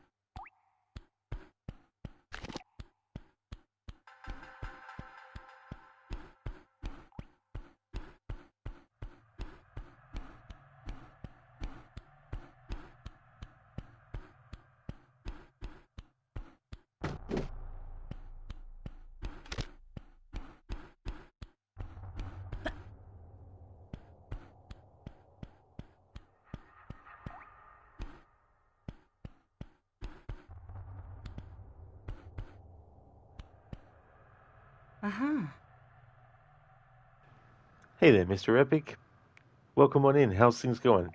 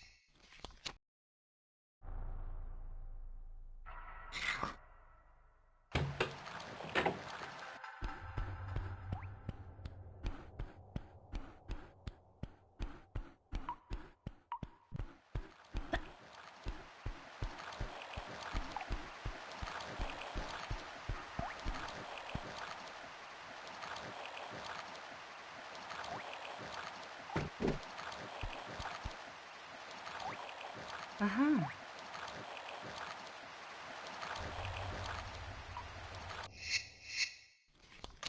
In meets a nice one. Aha, I have a work break. It's funny, that reminds me, the chocolates, the Kit Kats, there was a commercial here in Australia, and I don't know if it was done elsewhere in the world too, but the commercial was basically like the catchphrase was um, take a break, take a Kit Kat, or something like that as well. It's one of the things that will trigger memories of stuff. But yeah, well, that's good that you got a work break, dude. That's really good. I hope you can enjoy it. Mr. Epic, it's too hot here in the Netherlands. I can definitely sympathize with you, Mr. Epic. I absolutely hate it when it's really, really hot. Um, so hopefully you can find some really good ways to find to get cool. Exactly, Lizzie. Yep, another aha. I was joking earlier that it'll become embedded in everyone's subconscious who's watching the stream. Then there'll be like dreams that people will have of aha.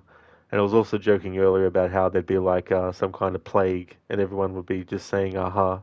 All other words would just be completely forgotten, except by a few left in the world who become the ones that have to try and, prevent the aha apocalypse. That doesn't work. I've tried twice now to make that work, but it just doesn't. Oh, you do in Mita? That's cool. You got that commercial there as well. It's 30 Celsius here, but it will be higher later. It's only 12:20 p.m. Oh, wonderful. It's a shame it's not going to go in the other direction of temperature. Yeah, Lizzie. It's so funny. Like, it's a shame that I'm pretty sure, at least. Yeah, I remember testing it. In Tomb Raider 3, Lara doesn't say anything when you pick up an item, which was a bit disappointing. It's like, oh,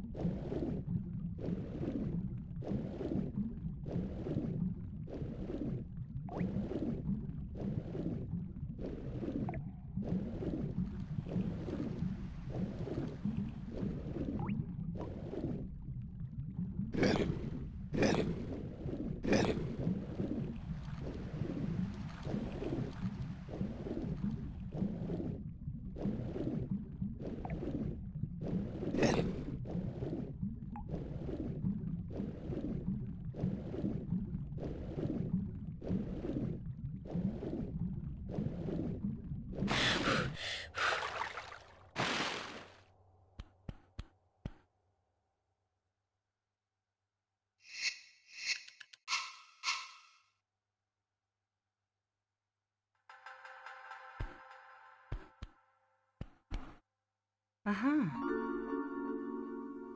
There we go, that's all 3 secrets in that level, so we get some extra goodies on top as well.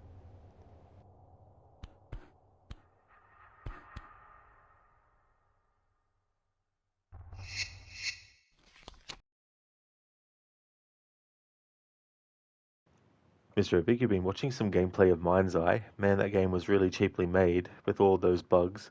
What's in it? That game is like if Ubisoft and the new Saints devs made a baby, Saints Row. Oh yeah. Yeah, wasn't there something that happened with that game too? Like after a couple of days of release, they had to shut servers down or something? I don't know if it was that, but there was something that I had a glimpse of, but didn't actually look into it.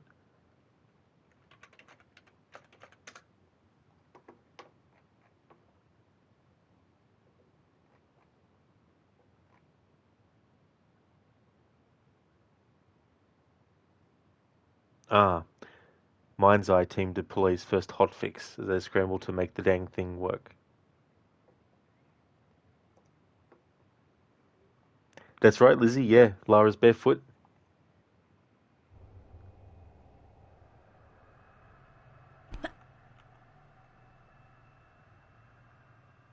See?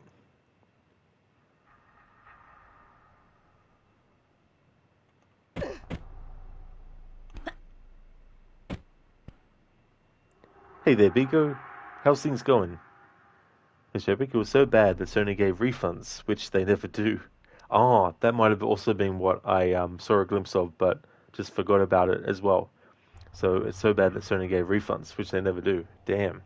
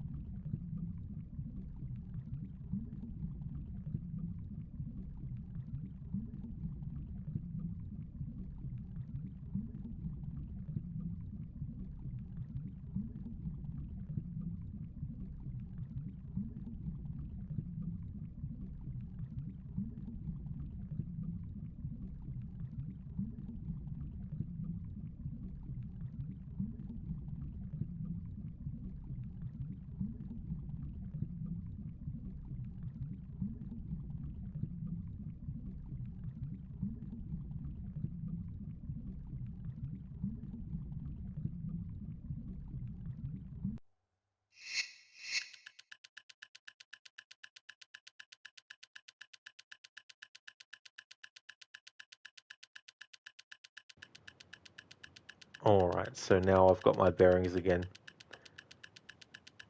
I was getting confused trying to cross-reference the guide I'm looking at.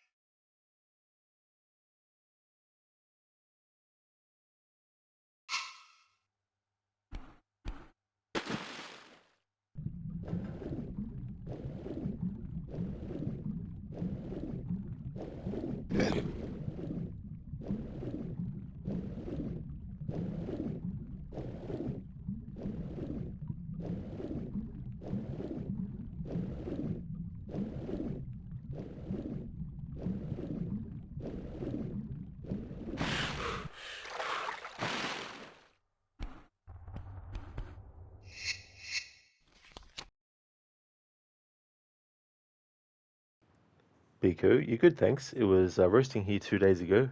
It's a little cooled off since yesterday was windy, luckily, but hopefully it's cooler again today.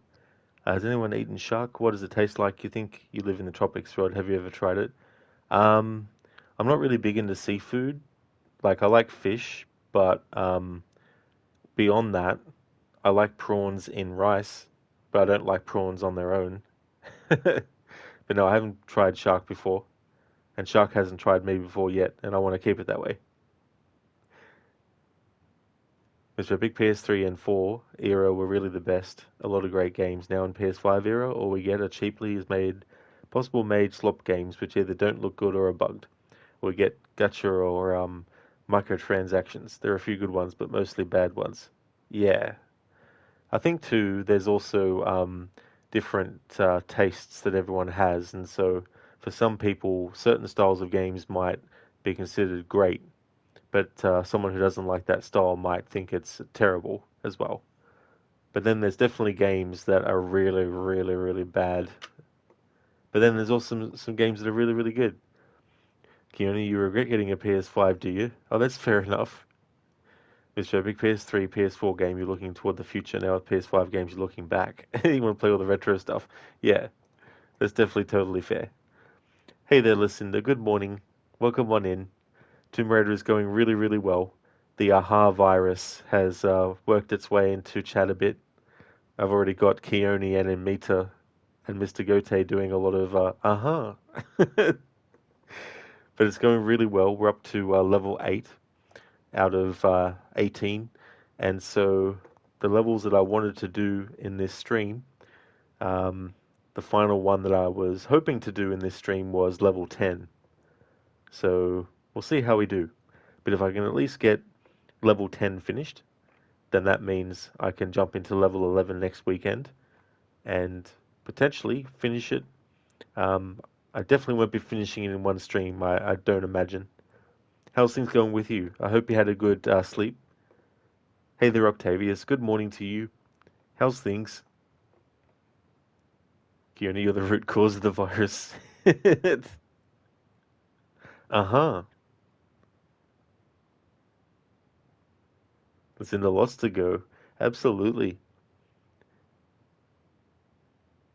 And so the count of how many times we've actually heard uh-huh is now 169 times. Very, very nice. And still counting.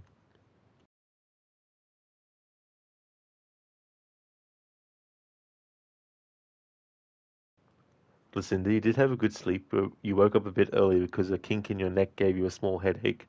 But you took some ibuprofen and feel better. Could have stayed in bed more though, but lots to do today. Must mold on the horizon. Well, that's good that you got a good sleep, but a kink in your neck is definitely not good. And it's just so annoying too because you get that good sleep, but then the side effect of it is, pain as well. I'm glad that you've taken something and that you're feeling better though. Oh, much mold on the horizon. I gotcha. Yes, nice indeed. Was he still aha-ing? Absolutely. Yeah, there's 18 levels and heaps and heaps of collectibles yet to get, and potentially have to re-get if I die without saving again after collecting some stuff. That's definitely happened in the playthrough. So every single time, regardless of whether we've actually picked it up previously or not, every time we hear "uh-huh," I have to count it.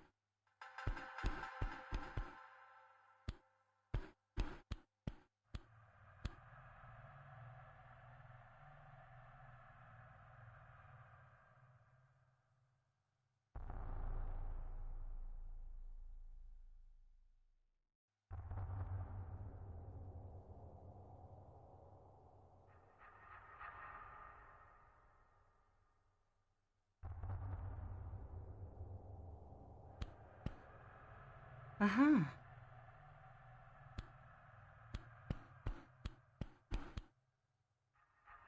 Uh-huh.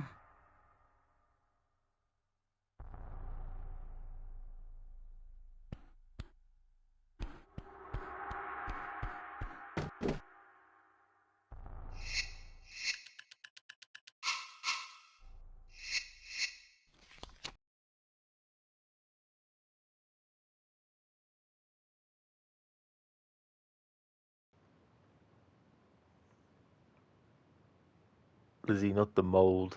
Yeah, and also in Resident Evil, enemy type called the mold. Octavius, you're doing all right, mate, and you just woke up and you're thinking about going to the beach. Oh, very nice, Octavius. Well, I hope that if you do, that the weather is really good for you. Glad to hear that you're doing all right. As for me, I'm doing well, having a good aha adventure with aha Croft.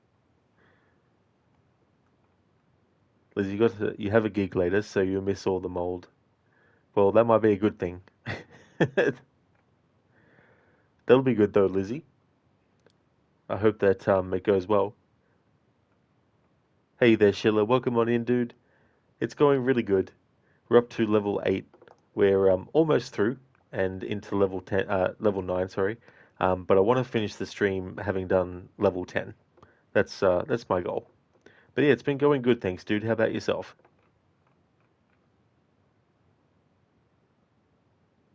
Sheila, you like that? Aha hoy. Aha hoy.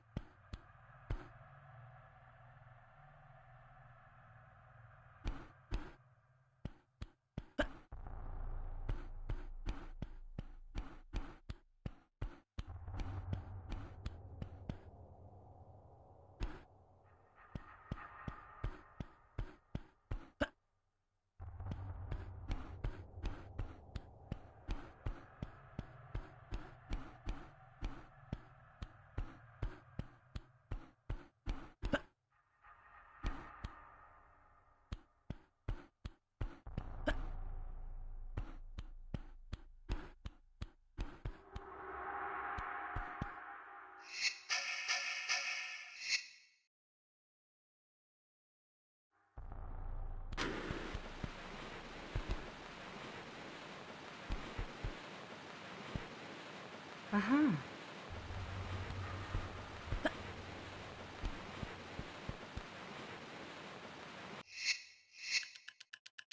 And there we have it. We have all of the secrets in this level and 41 of 41 pickups.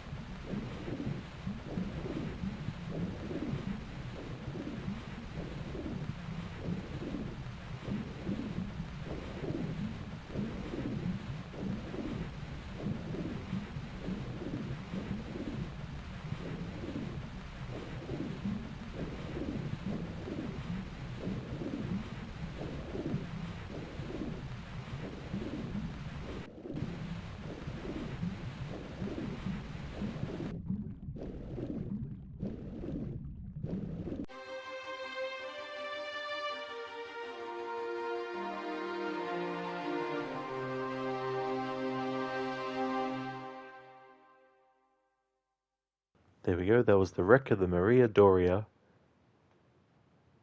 All secrets found in that level, and 41 of 41 pickups.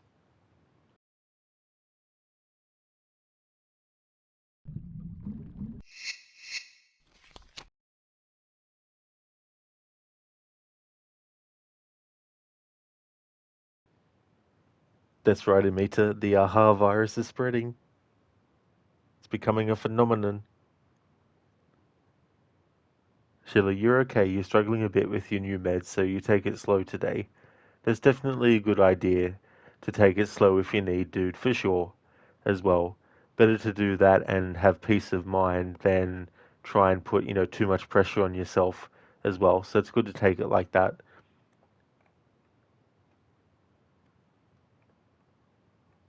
Hey there, Senny. Good day to you, dude. It's going really well. We just finished another level. I started the stream at level 6, and we're now going to level 9. I want to at least do level 9 and 10 before ending the stream, and then that'll put me into the Tibet levels next weekend, and we'll have 2, 4, 6, 8. We'll have 8 levels left then. But yeah, it's going really good. How about yourself, dude? Mr. Epic, you woke up this morning after having a dream that felt too real. Ever have those, Rod, and when you wake you're like, damn, that felt too real? I have for sure.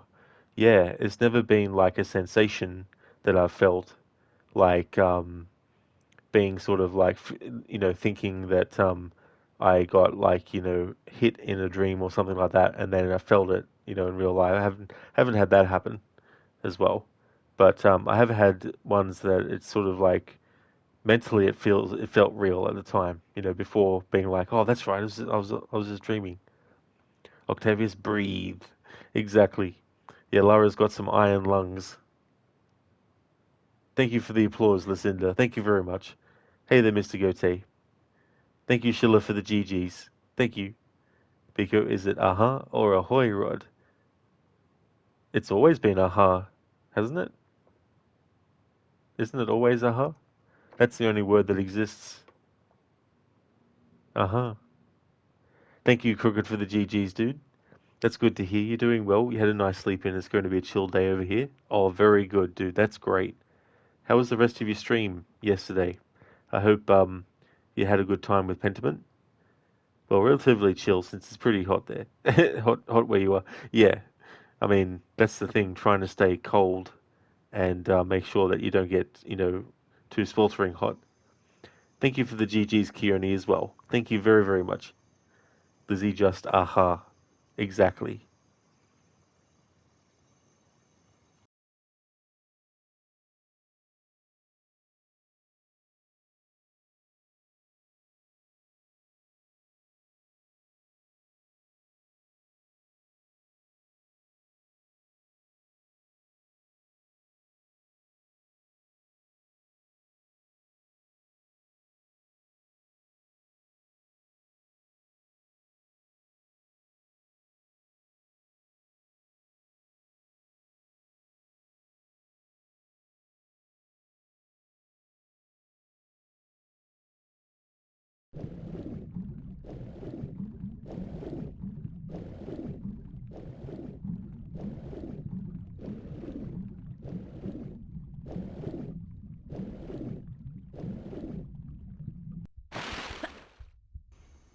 Okay.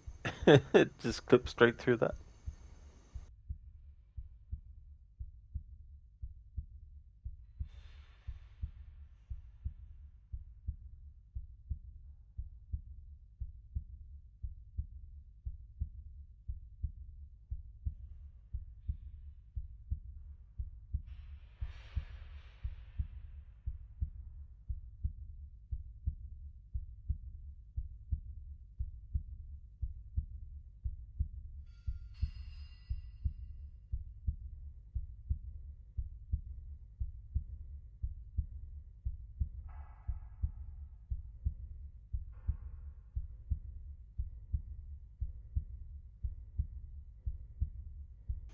Just need to double check that this won't put me out of order.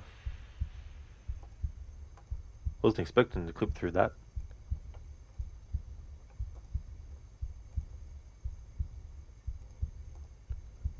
Crooked, it was good, thanks. You finished the first act and then watched Embers 1524. So next will be Act 2 for Pentiment. That's really cool that you're able to slot in Embers in that way. That's really, really good. Glad to hear that you got the first act done as well. GG's on that, dude. Listen, it's nice, cool and breezy here at 61 Fahrenheit, 16 Celsius, and 15 to 20 miles per hour, 24 to 32 kilometers an hour. Well, that's definitely not too bad then. That's for sure. I mean, 16 degrees Celsius, I definitely don't mind that. The wind, yeah, windy. It must have been the wind.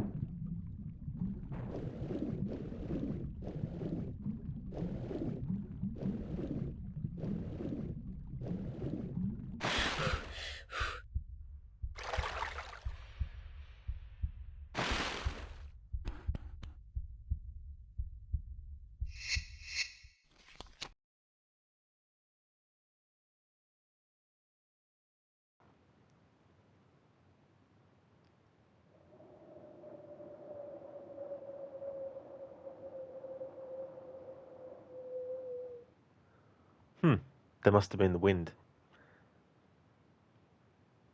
Crooked, you have 31 Celsius and sun today, but fortunately it will cool down tomorrow again. That's really good that it will, for sure. Sometimes you just don't know, and you hope that if the weather is going to be good, that it actually will be, and that they don't mispredict. Because in the next week you're supposed to hit 90 Fahrenheit, 32 Celsius at some point. Oh wow, 32 Celsius. No thanks. Rather not.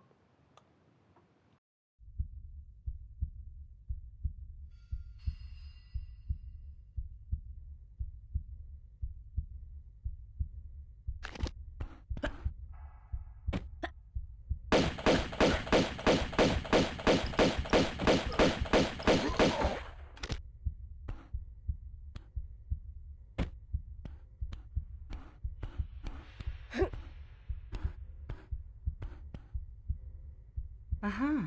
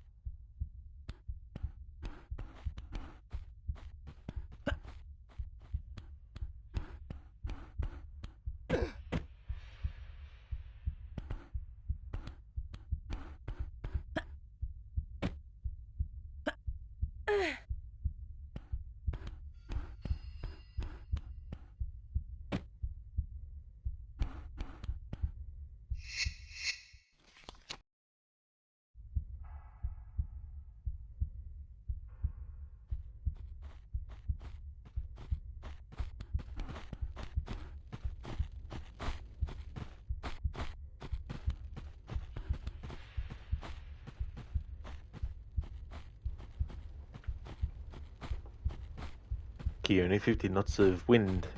Must have been the wind. That was the culprit. Octavius, uh-huh. Uh-huh. Uh-huh. Oh, if you want to know the count of how many, Octavius, the command is found. That way you'll be able to see what it currently is. Exclamation mark find is for me when it actually says aha. Hey, Gorky. Welcome on in. How's it going?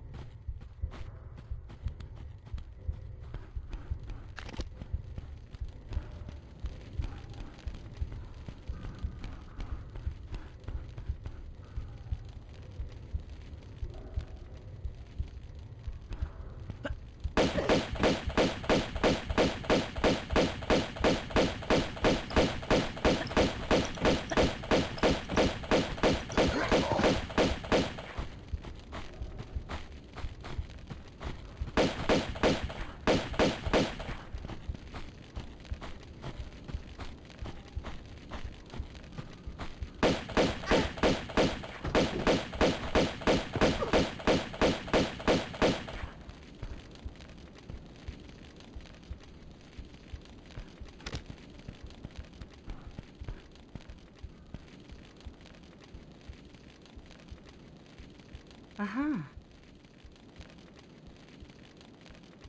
Oh, that's good, Gorky. I'm glad that you're going okay.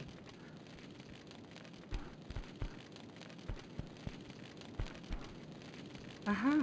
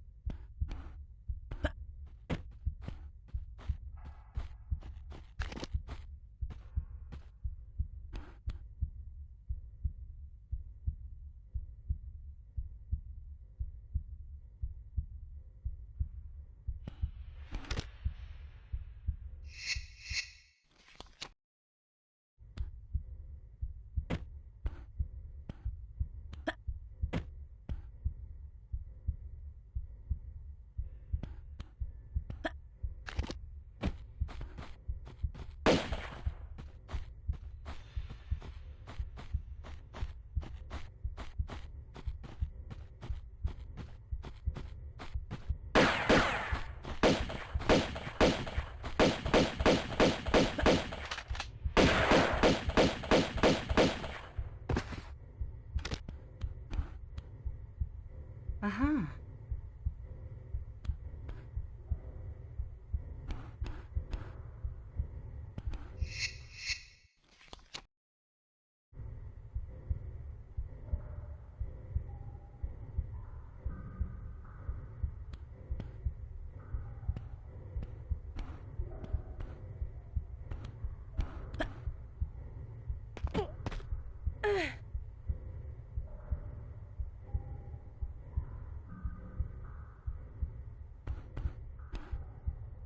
Uh-huh.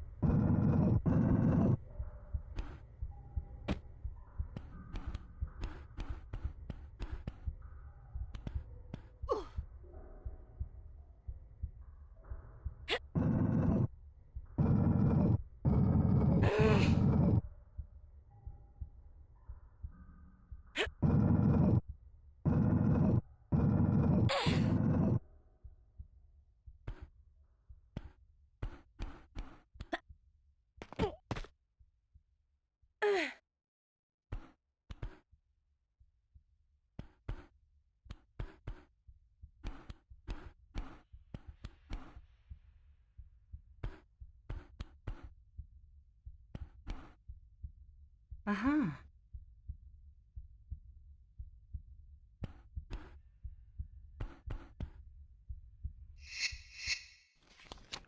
Oh yes, Stardust. If you wanted to send it as a whisper, I could definitely have a look and then post it in chat. That'd be great if you don't mind.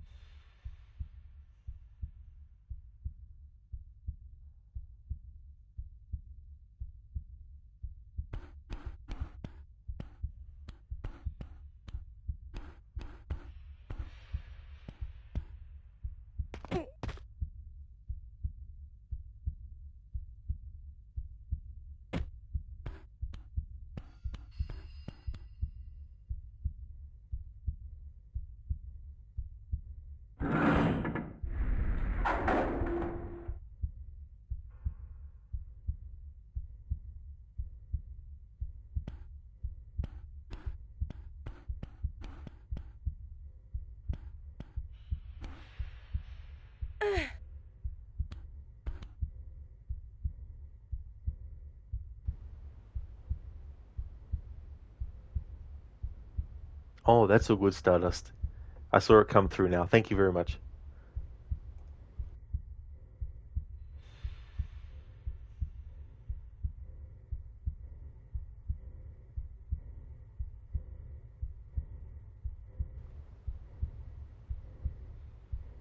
So Disneyland just dropped 20 plus limited edition birthday bites.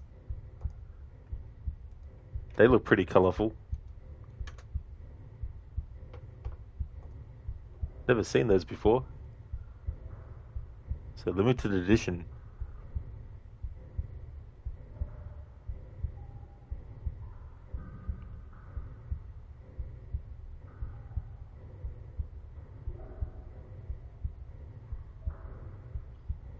Alice's Cheshire Cat.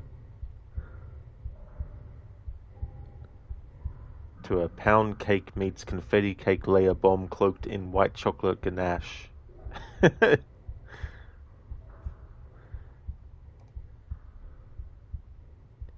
Stardust, and you like sugar. It looks like diabetes on steroids, and you like sugar. But looking at the Churros pic, you said, "Do you really want to eat it?" Just think about that. Yeah, I mean, it's definitely good to have limits and not to, overly indulge to excess when you can.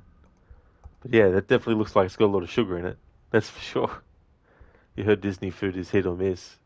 Well, hopefully it's more hit than miss.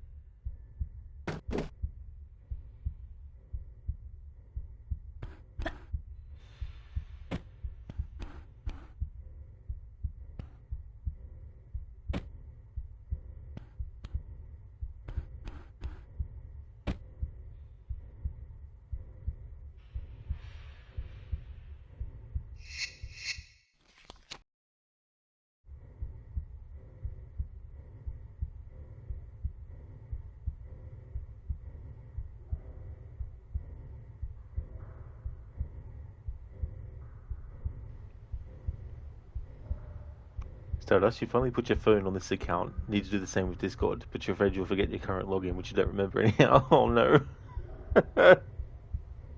Yeah, that can definitely be so annoying when that kind of stuff happens. How old is Lara at this stage? Classic Lara was actually in her 30s since the beginning of the first game.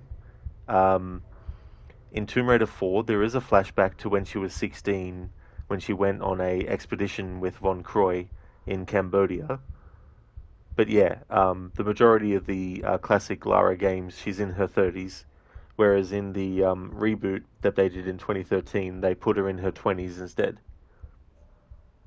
Octavius, you're an idiot. I had me on mute. I thought you weren't speaking. Oh, definitely don't feel like an idiot, Octavius. I've done that before too, as well. Lucinda was streaming one time, and I'm like, oh, I can't hear. There's something wrong with your mic, is there? And then I didn't realize, but I'd accidentally muted my own tab. I muted the tab that I had Lucinda's channel on. It was like, oh, no wonder why. Exactly, Stardust. Yeah, yeah. So she's in her 30s in this one, in Tomb Raider 1, this one, then 3, and then 4 and 5 and 6. Um, and even in like Anniversary, Legend, and Underworld.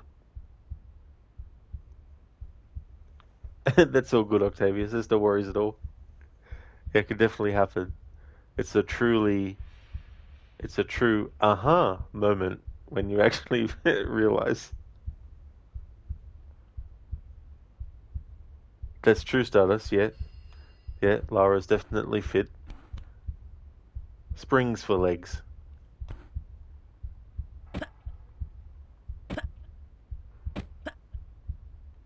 Some might say when jumping forward looks like a leapfrog.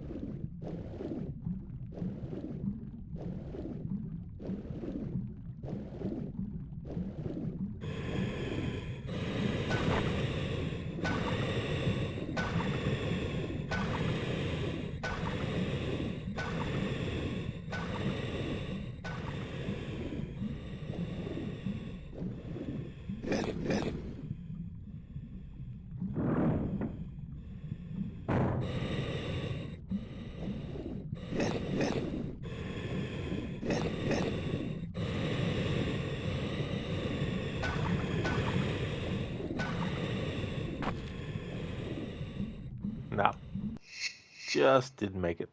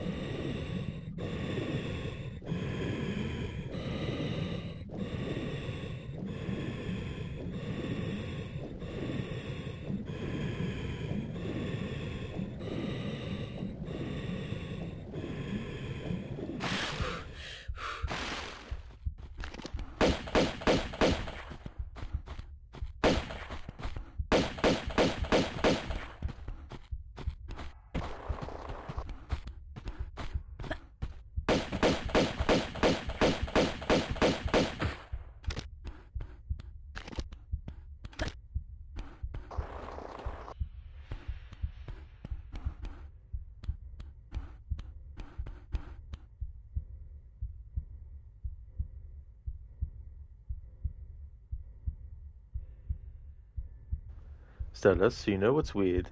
You know how you have a volume for Twitch, your PC and tab browser? Why is there one on the tab? You're just generally curious. You guess if something breaks, you don't know. Imagine if she got shot right when you got up. Oh, yeah, that's the other thing about these games, these earlier ones especially, Stardust, is that the enemies will get a head start on being able to shoot you when you're underwater, trying to get to a ledge that you can pull yourself up out of. Meanwhile, you're taking all these hits, so it can be really frustrating when that happens. But as for the thing with the tab, like I've started to use it where like I might be watching something, I might be watching someone's Twitch channel, but then there might be something that I want to quickly check on YouTube. So when I'm in my YouTube tab and starting the video or whatever I'm listening to, I'll then mute the other one by the tab muting instead. He's just waiting for you. What is Stalker? Absolutely. The guy with the harpoon gun. They're annoying enemies too, as well. Hey there, Dumbledore. How's things?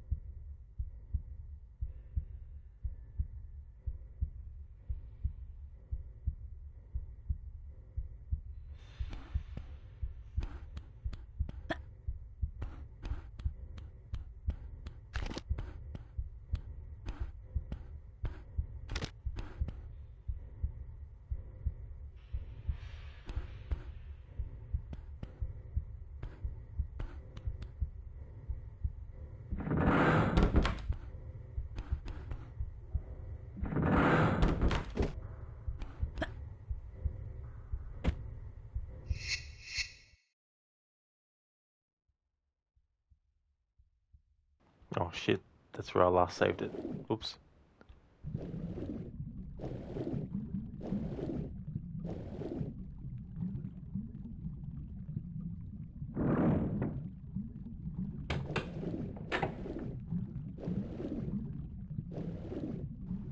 Hang on, hang on, hang on. What the hell am I doing?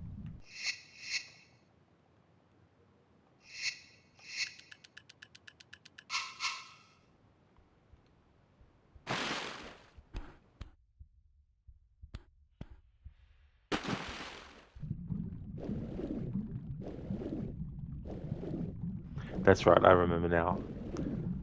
I went there and then saved after getting Lara's some more air.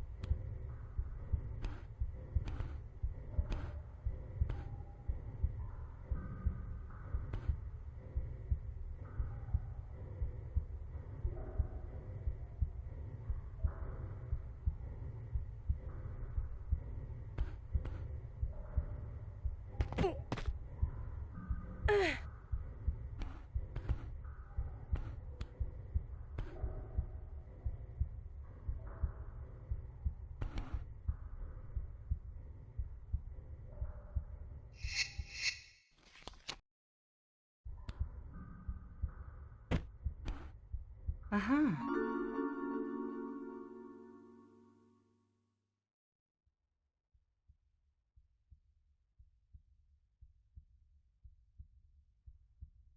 Uh-huh, Mr. Gote.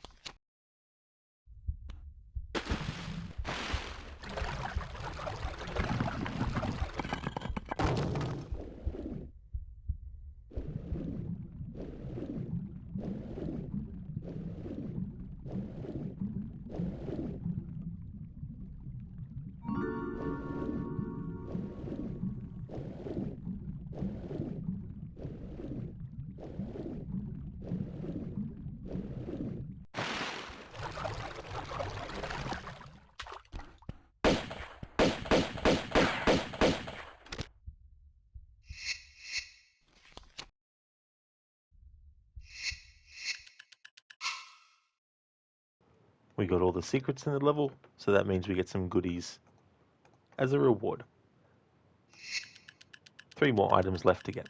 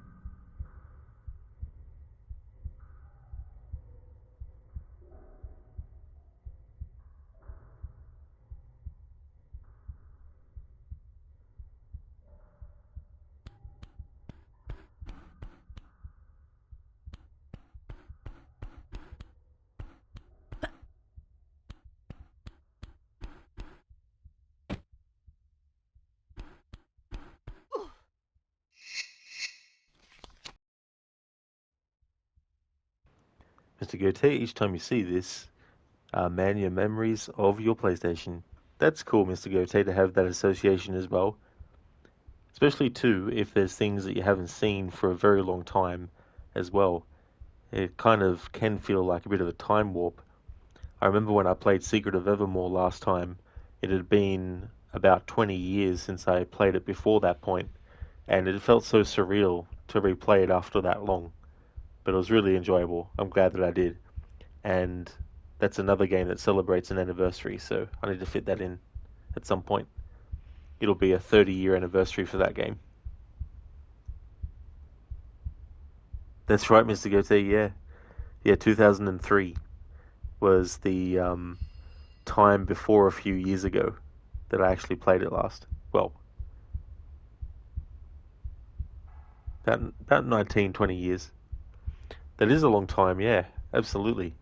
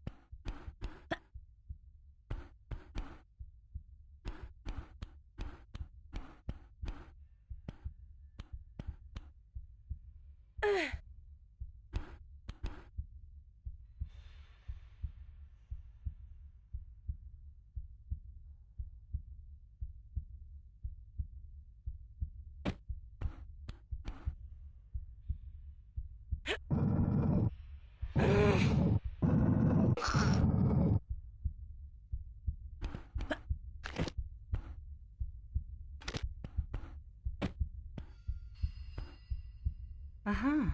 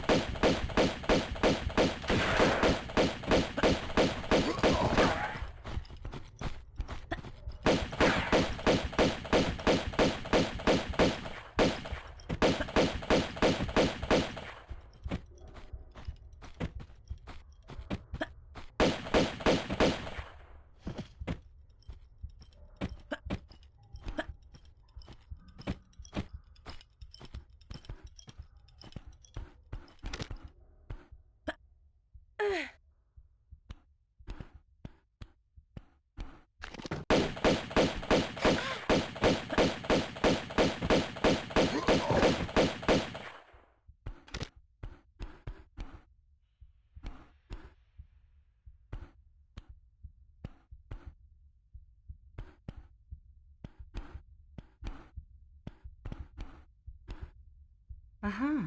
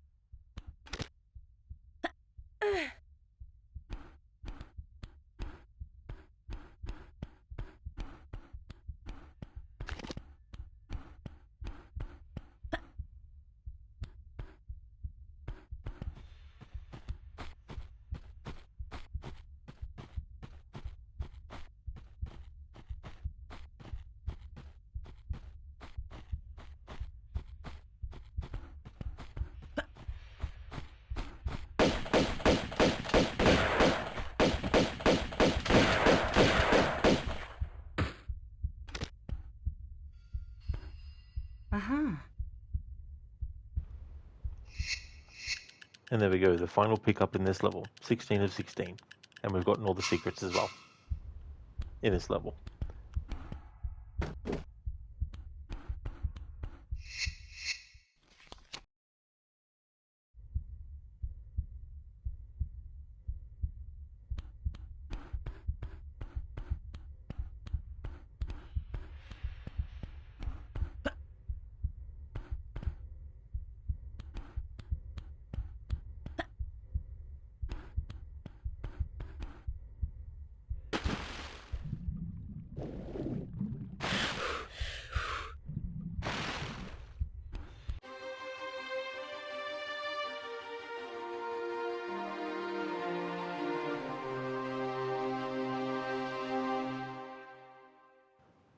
There we go, that was level 9, living quarters done, all secrets found in that level, and 16 of 16 pickups collected in that level as well. Now we're on to level 10.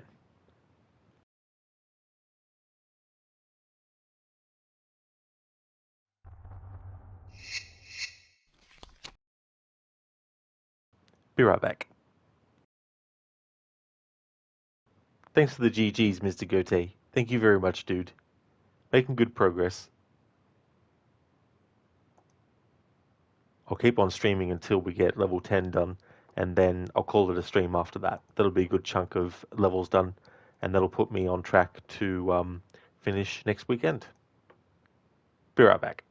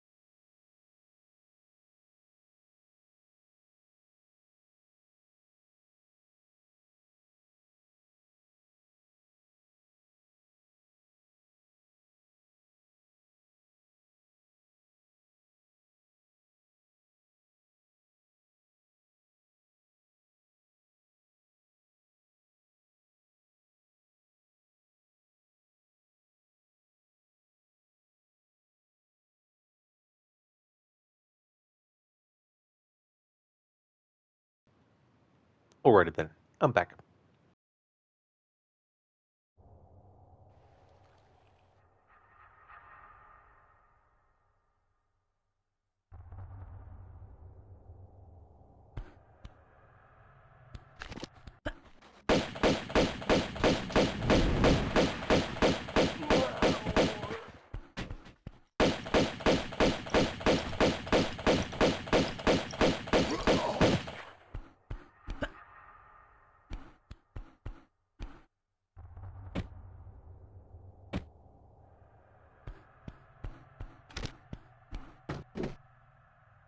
Uh-huh. Thank you, Mr. Gote and Crooked, for the welcome backs. Thank you very, very much.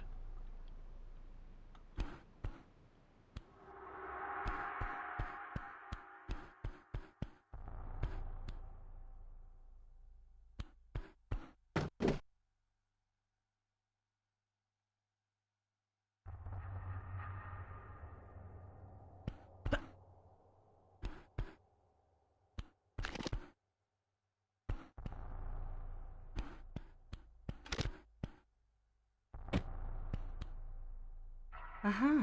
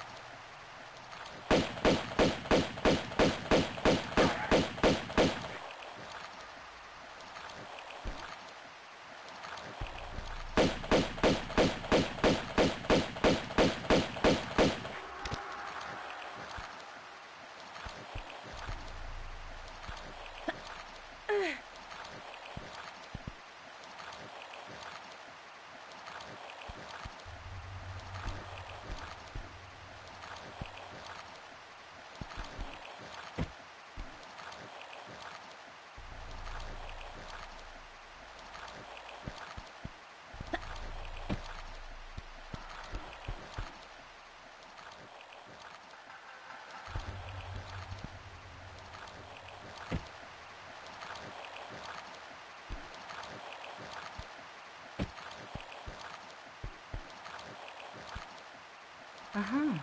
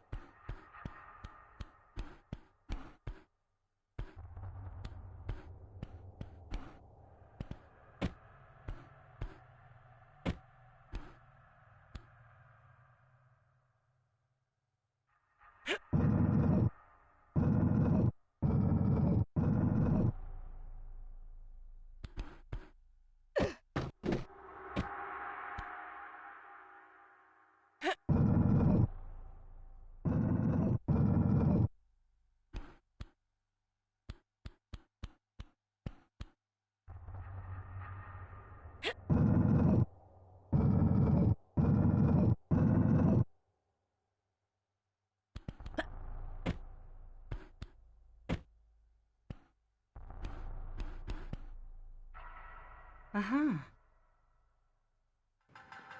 Crooked, uh-huh. Now that you think about it, the sound that you hear in game when finding something could be a good addition to the success alert. That's a good point for sure. That would definitely match. That'd be really funny too to hear it as well. I was joking earlier, Crooked, about how it's kind of been one of those things where a few people in chat have been using aha a lot in the comments, and I was joking about how it's becoming like a virus, the aha virus, and all that kind of stuff. Um, but it is funny too because there's so many different contexts it could be done in. It could be done in a surprise way, or it could be done in a way where it's like you had an assumption about something and you ended up being correct, so you're like, uh-huh. Or if you're thinking of an idea and you get one, you're like, uh-huh, I've got an idea. Hey there, Lynch Mob. Welcome on in. You're just taking a break from grinding money for random players on GTA Online? Well, that's good to take a break when you need. I hope that it's all going well. I hope you have been having a good weekend. Gogo, we've even got words like, aha, hoy, now. Oh, man. Lizzie, uh-huh. Uh-huh.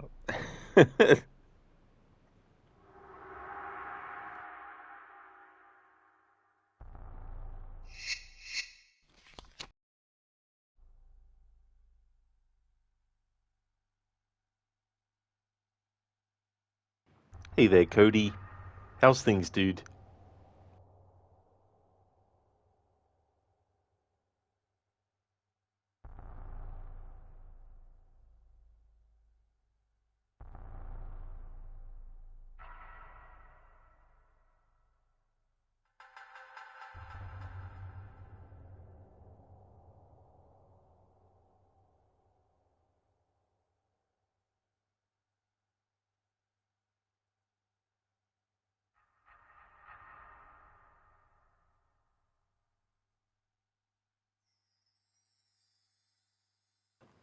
That's really good, Cody. I'm glad to hear that you're going great. That's awesome. As for me, I'm doing really good. We're currently in level 10 now of this game, and the plan is to finish level 10, and then that would be the end of the stream. And then after I've done that, I would have about 8 levels left to get through. So yeah, it's going really good. And thanks, Cody. Cheers, dude. There's a new greeting apparently. Absolutely. Aha hoy.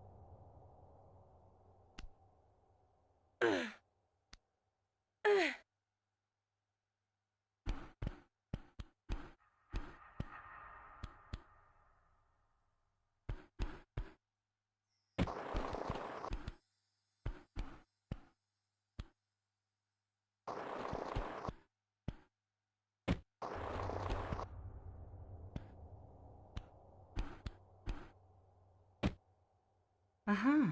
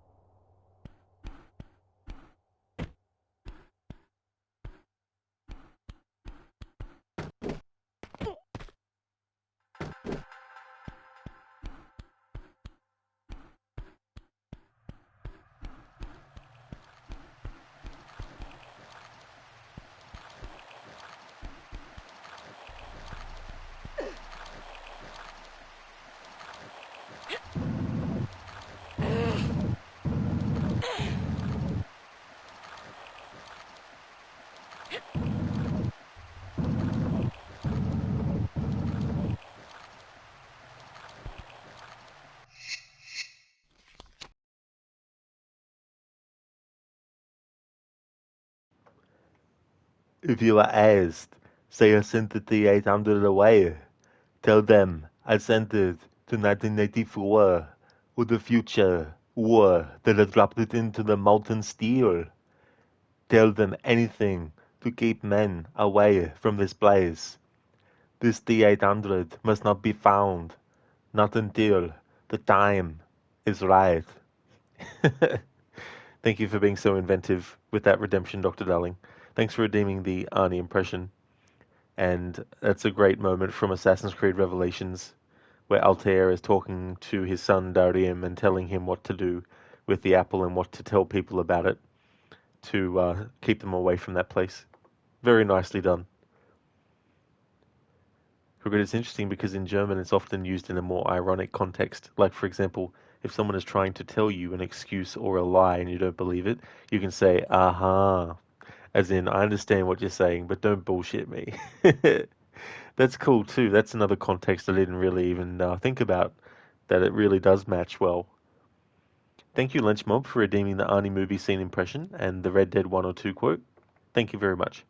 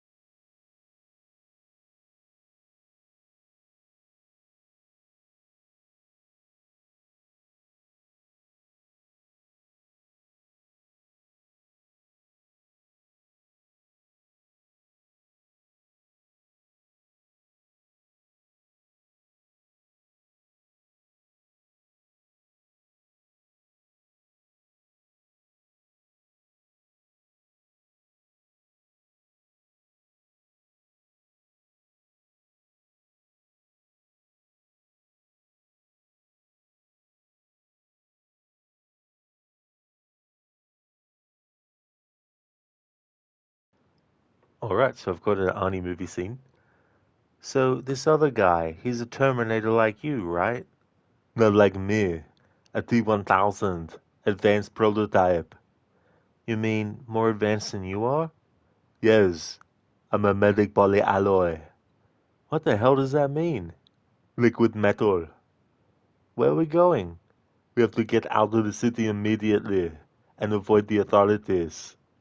Listen, I gotta stop at my house first. I want to pick up some stuff. Negative. The T-1000 would definitely try to reacquire you, dear. You sure? I would. That's from Terminator 2.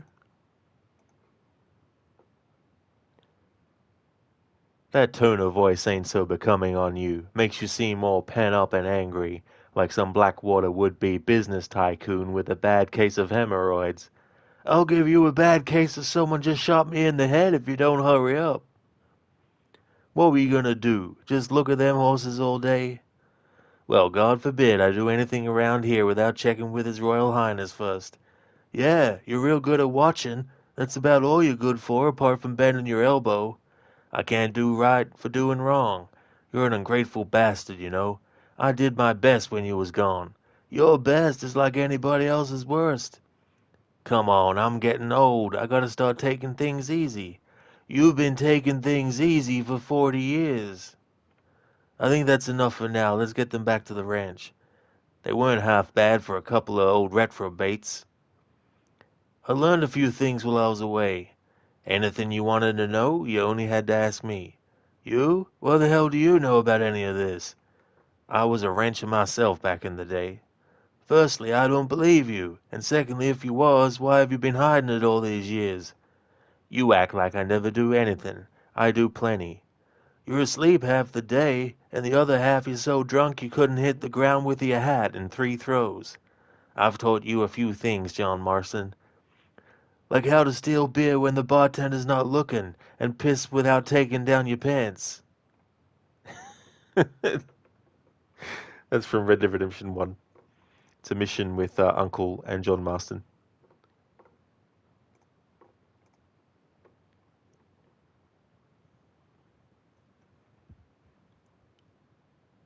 Dr. Darling, Mike is muted. Did you miss the redemption? Yeah, no, I already did it. But I can do it again for you, though, if you didn't hear it the first time. If you are asked, say I sent the T-800 away. Tell them I sent it to 1984, or the future, or that I dropped it into the molten steel. Tell them anything to keep men away from this place. This T-800 must not be found. Not until the time is right. There we go, Mr. Dr. Darling, I mean.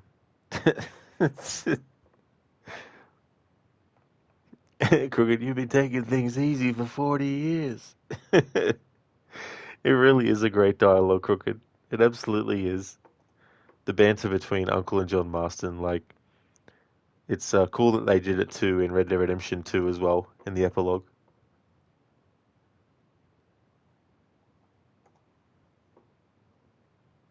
Thanks, Dr. Darling, for redeeming that as a Narnia impression. That's quite clever, taking dialogue from Assassin's Creed Revelations and well, not retrofitting it, but making it related to Terminator stuff.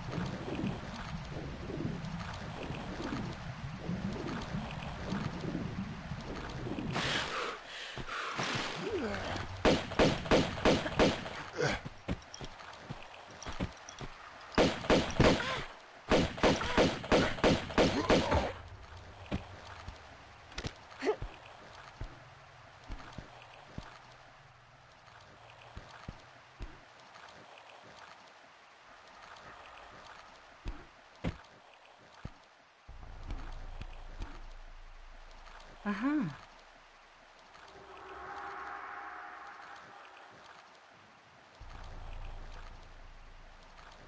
Let's Rob, you couldn't hear the quotes of the impression unless you missed it.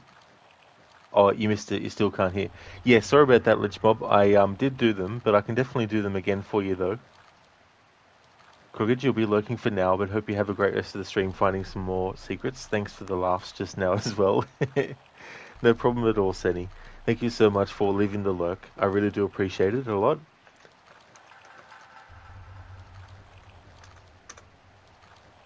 Would like to highly recommend people check out Crocodiles' channel if you haven't before. He's doing a playthrough of the game Pentiment. He's also incorporating a whole lot of different other games set in different time periods in the past. He's doing it as all part of a historical auto run. He's got a big mix of different kinds of franchises and also genres in that as well. So he's currently doing Pentiment. He's also going to be jumping around with a few different time periods with different games and content as well, due to the nature of Pentiment taking place across a series of years and all that kind of stuff. So very in-depth playthrough, and he's a great streamer with some really really good channel point redeems, audio ones as well as visual ones too. He's also got a new one too where he has a voice changer. At the moment it's Ezio, but he's planning to add more different kinds of voices to the voice changing as well. And that's all good for the shout-outs. Crooked, absolutely no worries at all, Senny. I hope that you enjoy the lurk. And yeah, I definitely will have a great rest of finding more secrets. In this level, there's quite a few pickups as well. 35.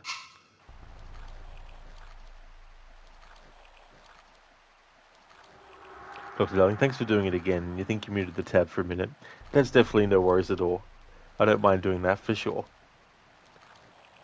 Okay, Lynch Mob, so the Red Dead scene, let me see. Scroll back up.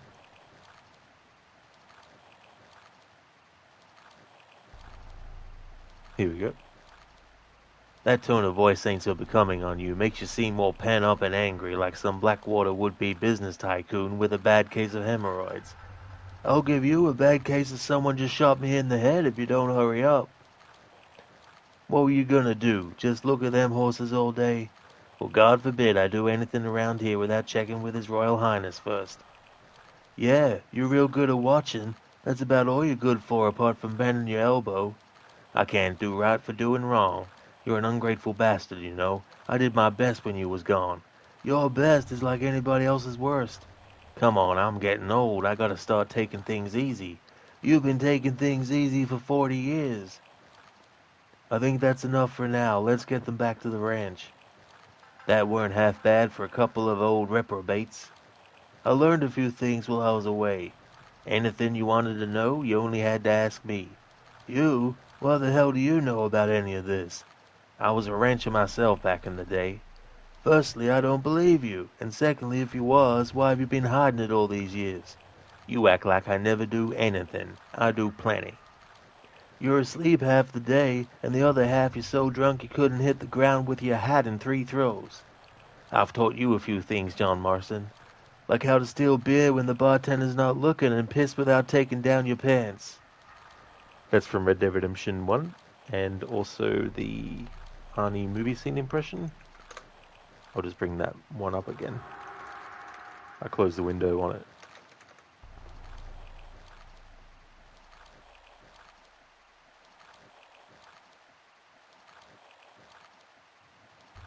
Now don't take this the wrong way, but you are a Terminator, right? Yes, Cyberdyne Systems Model 101. Actually, no, I'm doing the wrong one. Whoops. So this other guy, he's a Terminator like you, right? Not like me. A T-1000. Advanced prototype. You mean more advanced than you are? Yes, I'm a metic polyalloy. What the hell does that mean? Liquid metal. Where are we going? We have to get out of the city immediately and avoid the authorities. Listen, I gotta stop at my house first. I want to pick up some stuff. Negative. The T-1000 will definitely try to reacquire you, dear. You sure? I would. And that is, of course, from Terminator 2. There we go, Lynch Mob. Thank you for redeeming those. Hey there, Coyote. Ahoy.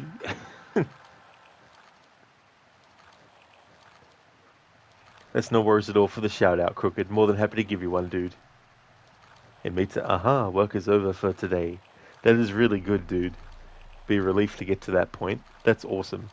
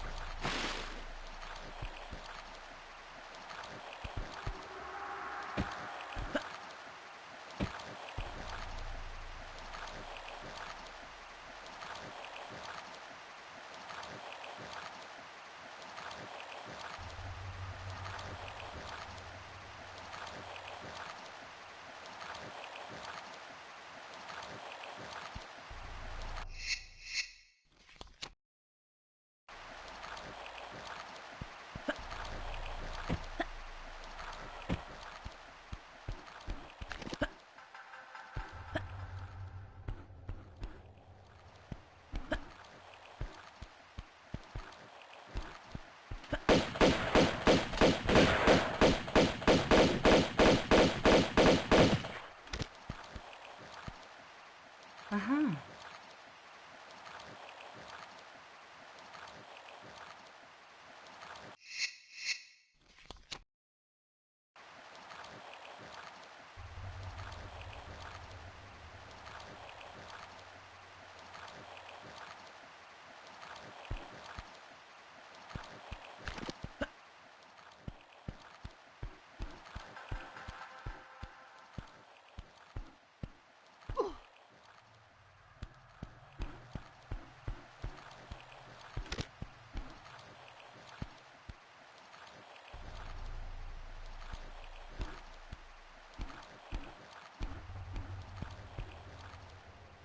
Uh-huh. Alright, we're 10 ahas away from 200.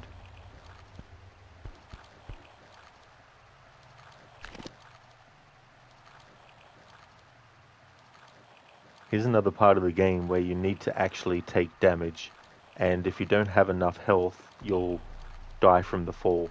But if you have enough health, preferably full health, you will actually survive the fall.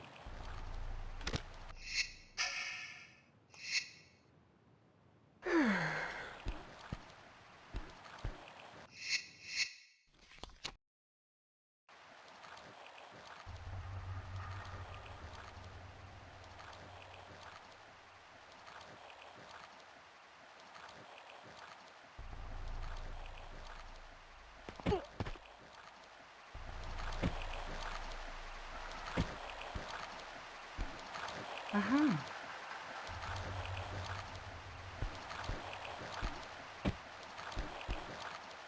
Uh-huh.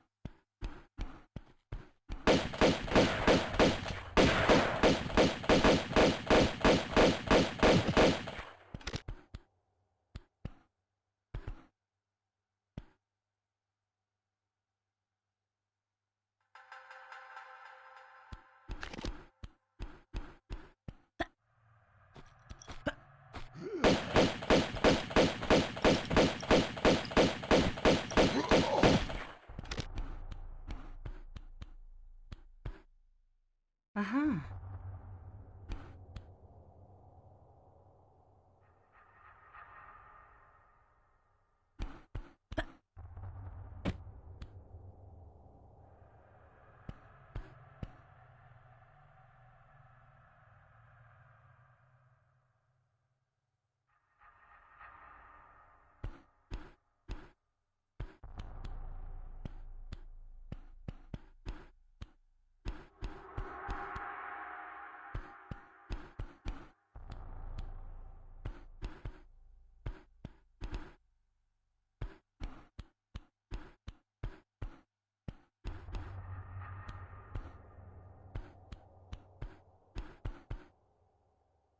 Uh-huh.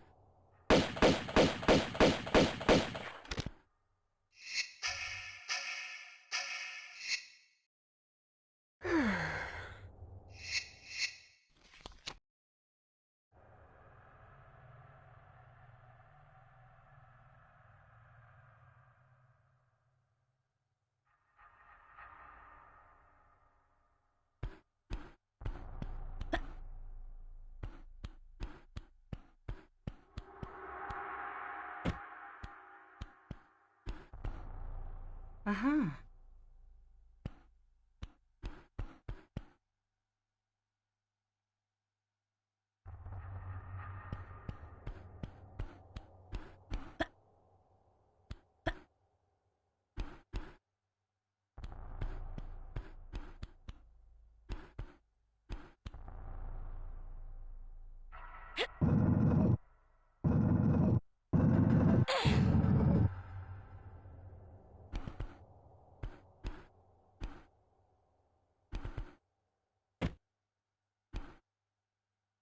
Uh-huh.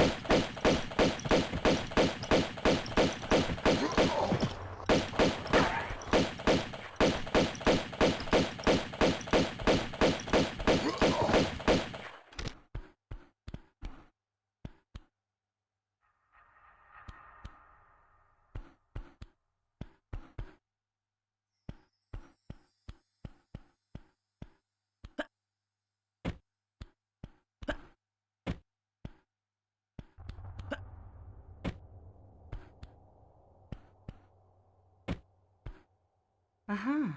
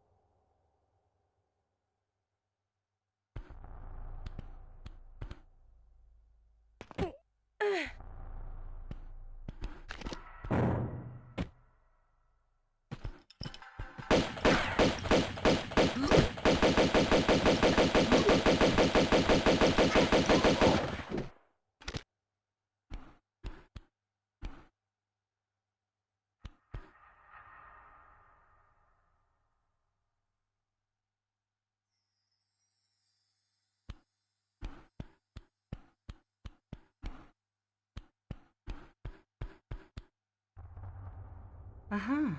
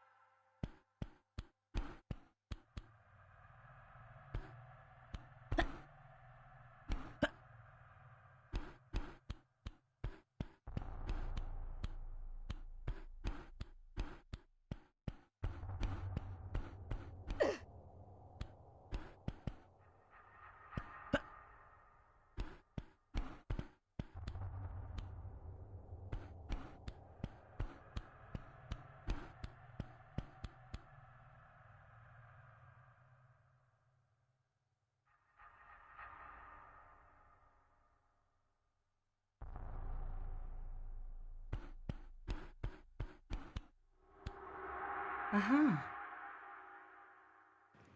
And there we go in meter. 200. We have now heard 200 times in the playthrough so far. After this level is finished, there's still like 8 levels.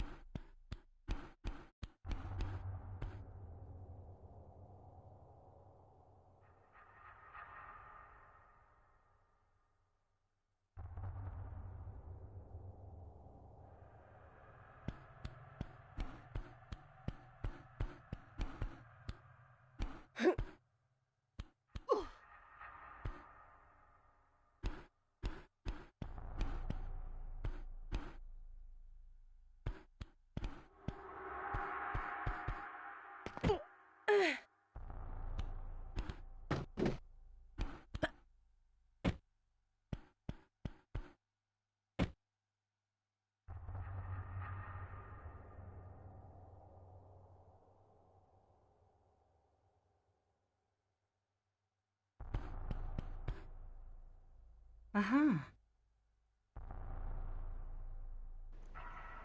Peony, a huzzah! 200. You love this playthrough so much. Well, that's good, Keone. I'm glad that you're enjoying it.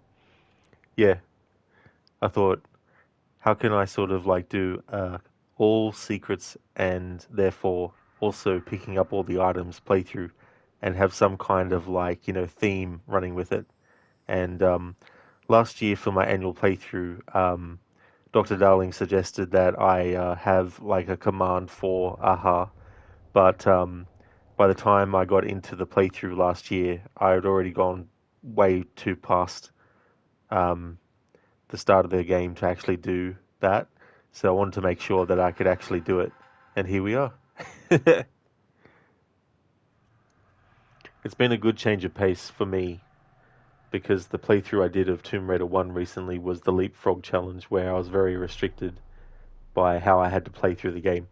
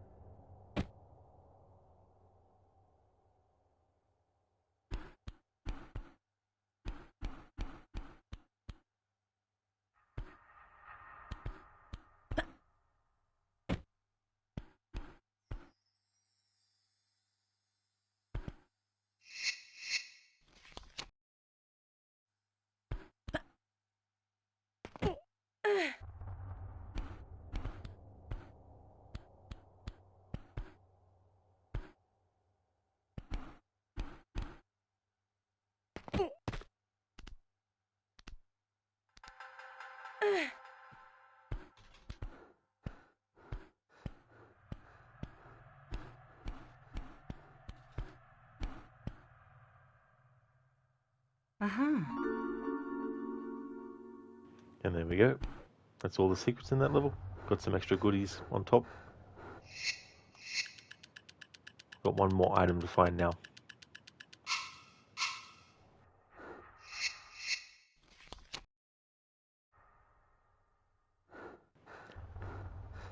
Yeah, Meta getting close to 11:30 at night.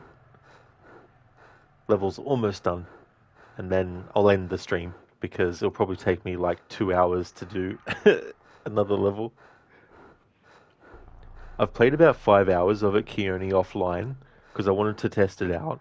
I got Game Pass a few months back just to actually give it a little bit of a play, and I got really interested in the side quests. Not that the main story wasn't, you know, enticing or anything, but I wanted to save it because I got to a point where I'm like, I'm enjoying doing the side stuff so much that I would rather wait until I have the game to stream it at a later date, you know.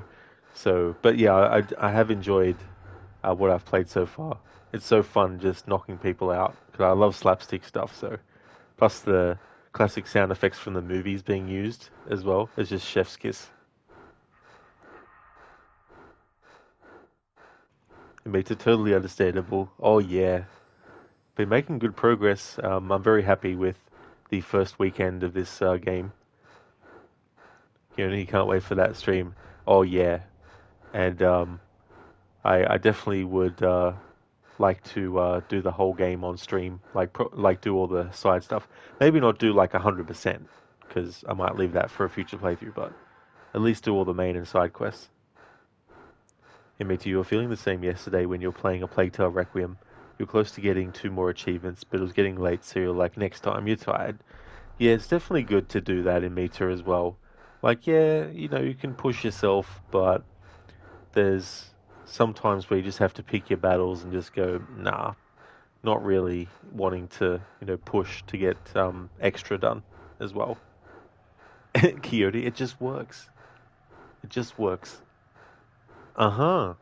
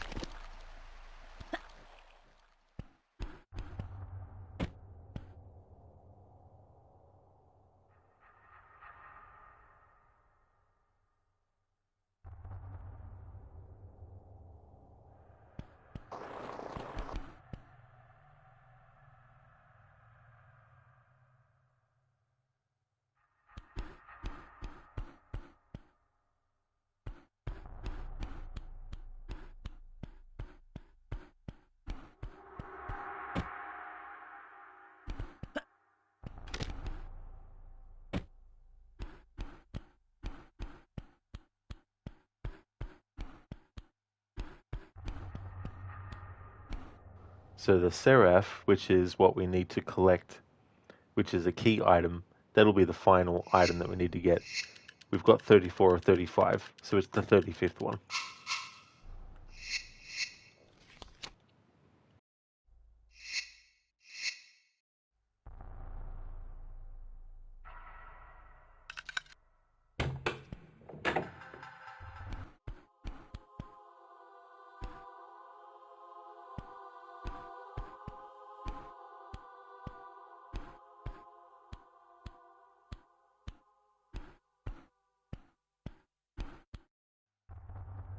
Uh-huh.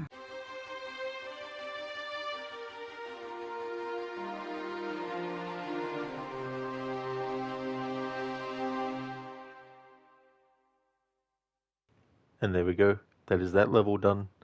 All the secrets found on it, and 35 of 35 pickups. So that was level 10. So there's going to be an FMV sequence. So I'll let all that play, and then when I can actually save again, that's when I'll call it a stream and do my shout outs and raid out. Thank you, Lucinda and Imita, for the GGs. Lucinda, Thank you very much. Muchly appreciated. Listen, you just got back from errands, forgot to say bye, you're in another stream.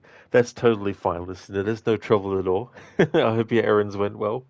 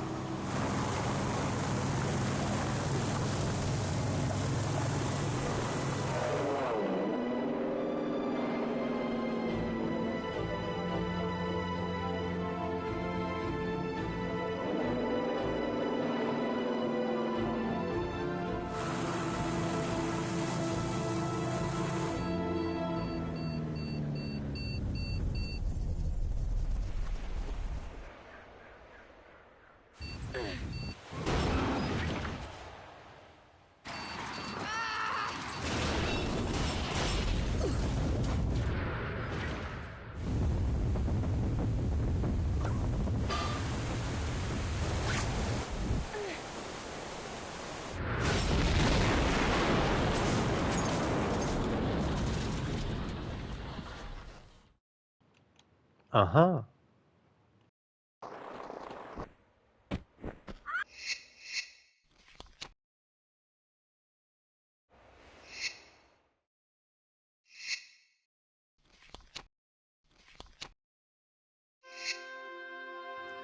That's okay, Biko. Absolutely no worries at all. Thank you for the GGs, Keone. Uh-huh. GGs. Thank you very, very much. Those are some sunglasses, Lara. They really and truly are, for sure. Yeah, quite iconic looking. I just want to thank everyone so much for watching this stream. I really do appreciate it. The next stream that you'll see from me will be Doom 3. The next stream of Tomb Raider 2 will be next Saturday. The plan will be to actually finish off the rest of the playthrough for Tomb Raider 2, and then the following weekend after that would be starting Tomb Raider 3. On Monday and Tuesday it'll be Doom 3. Then on Wednesday I'll be getting back to my playthrough of Quantum Break.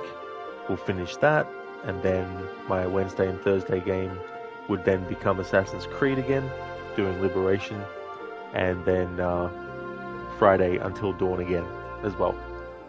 Before I actually end the stream though, I'd like to give some shout outs. That's okay, Lizzie, for the aha stream. There's no trouble at all.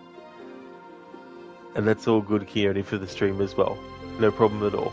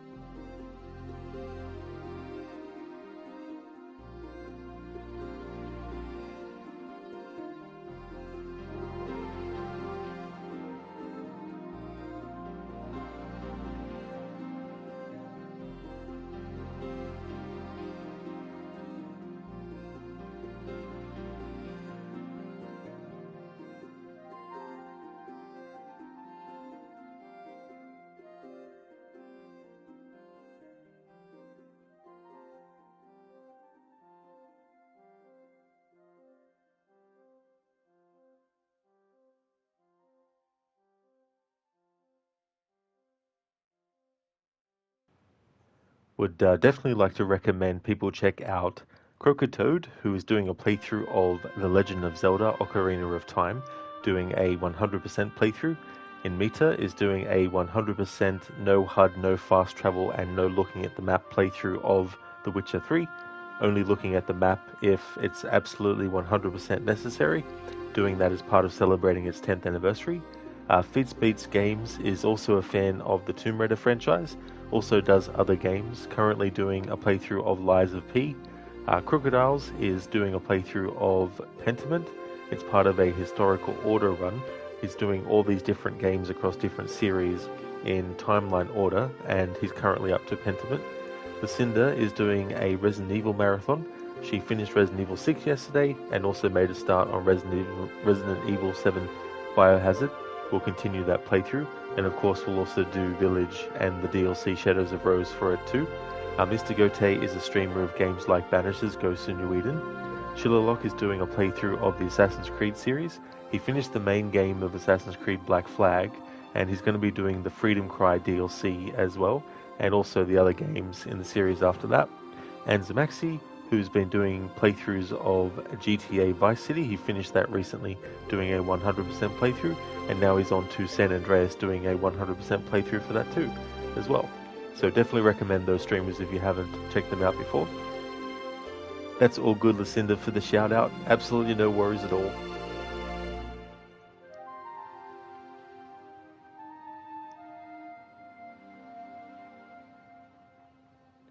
We're going to go and raid out to Crocodiles and see how he's doing with Pentiment.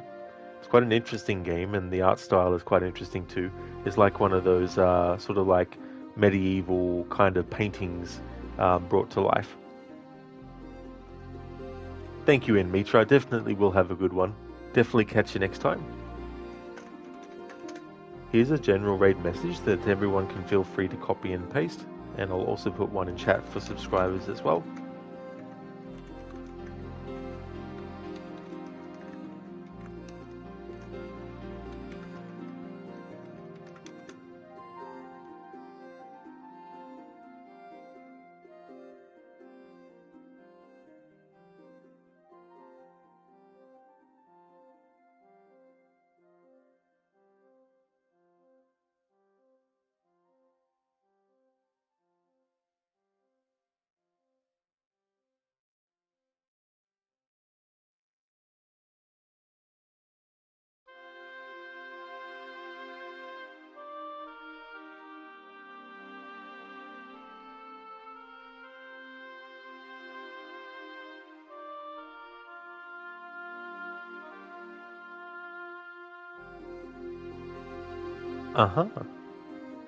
Thank you once again, everyone, for watching the stream. I really do appreciate it a lot.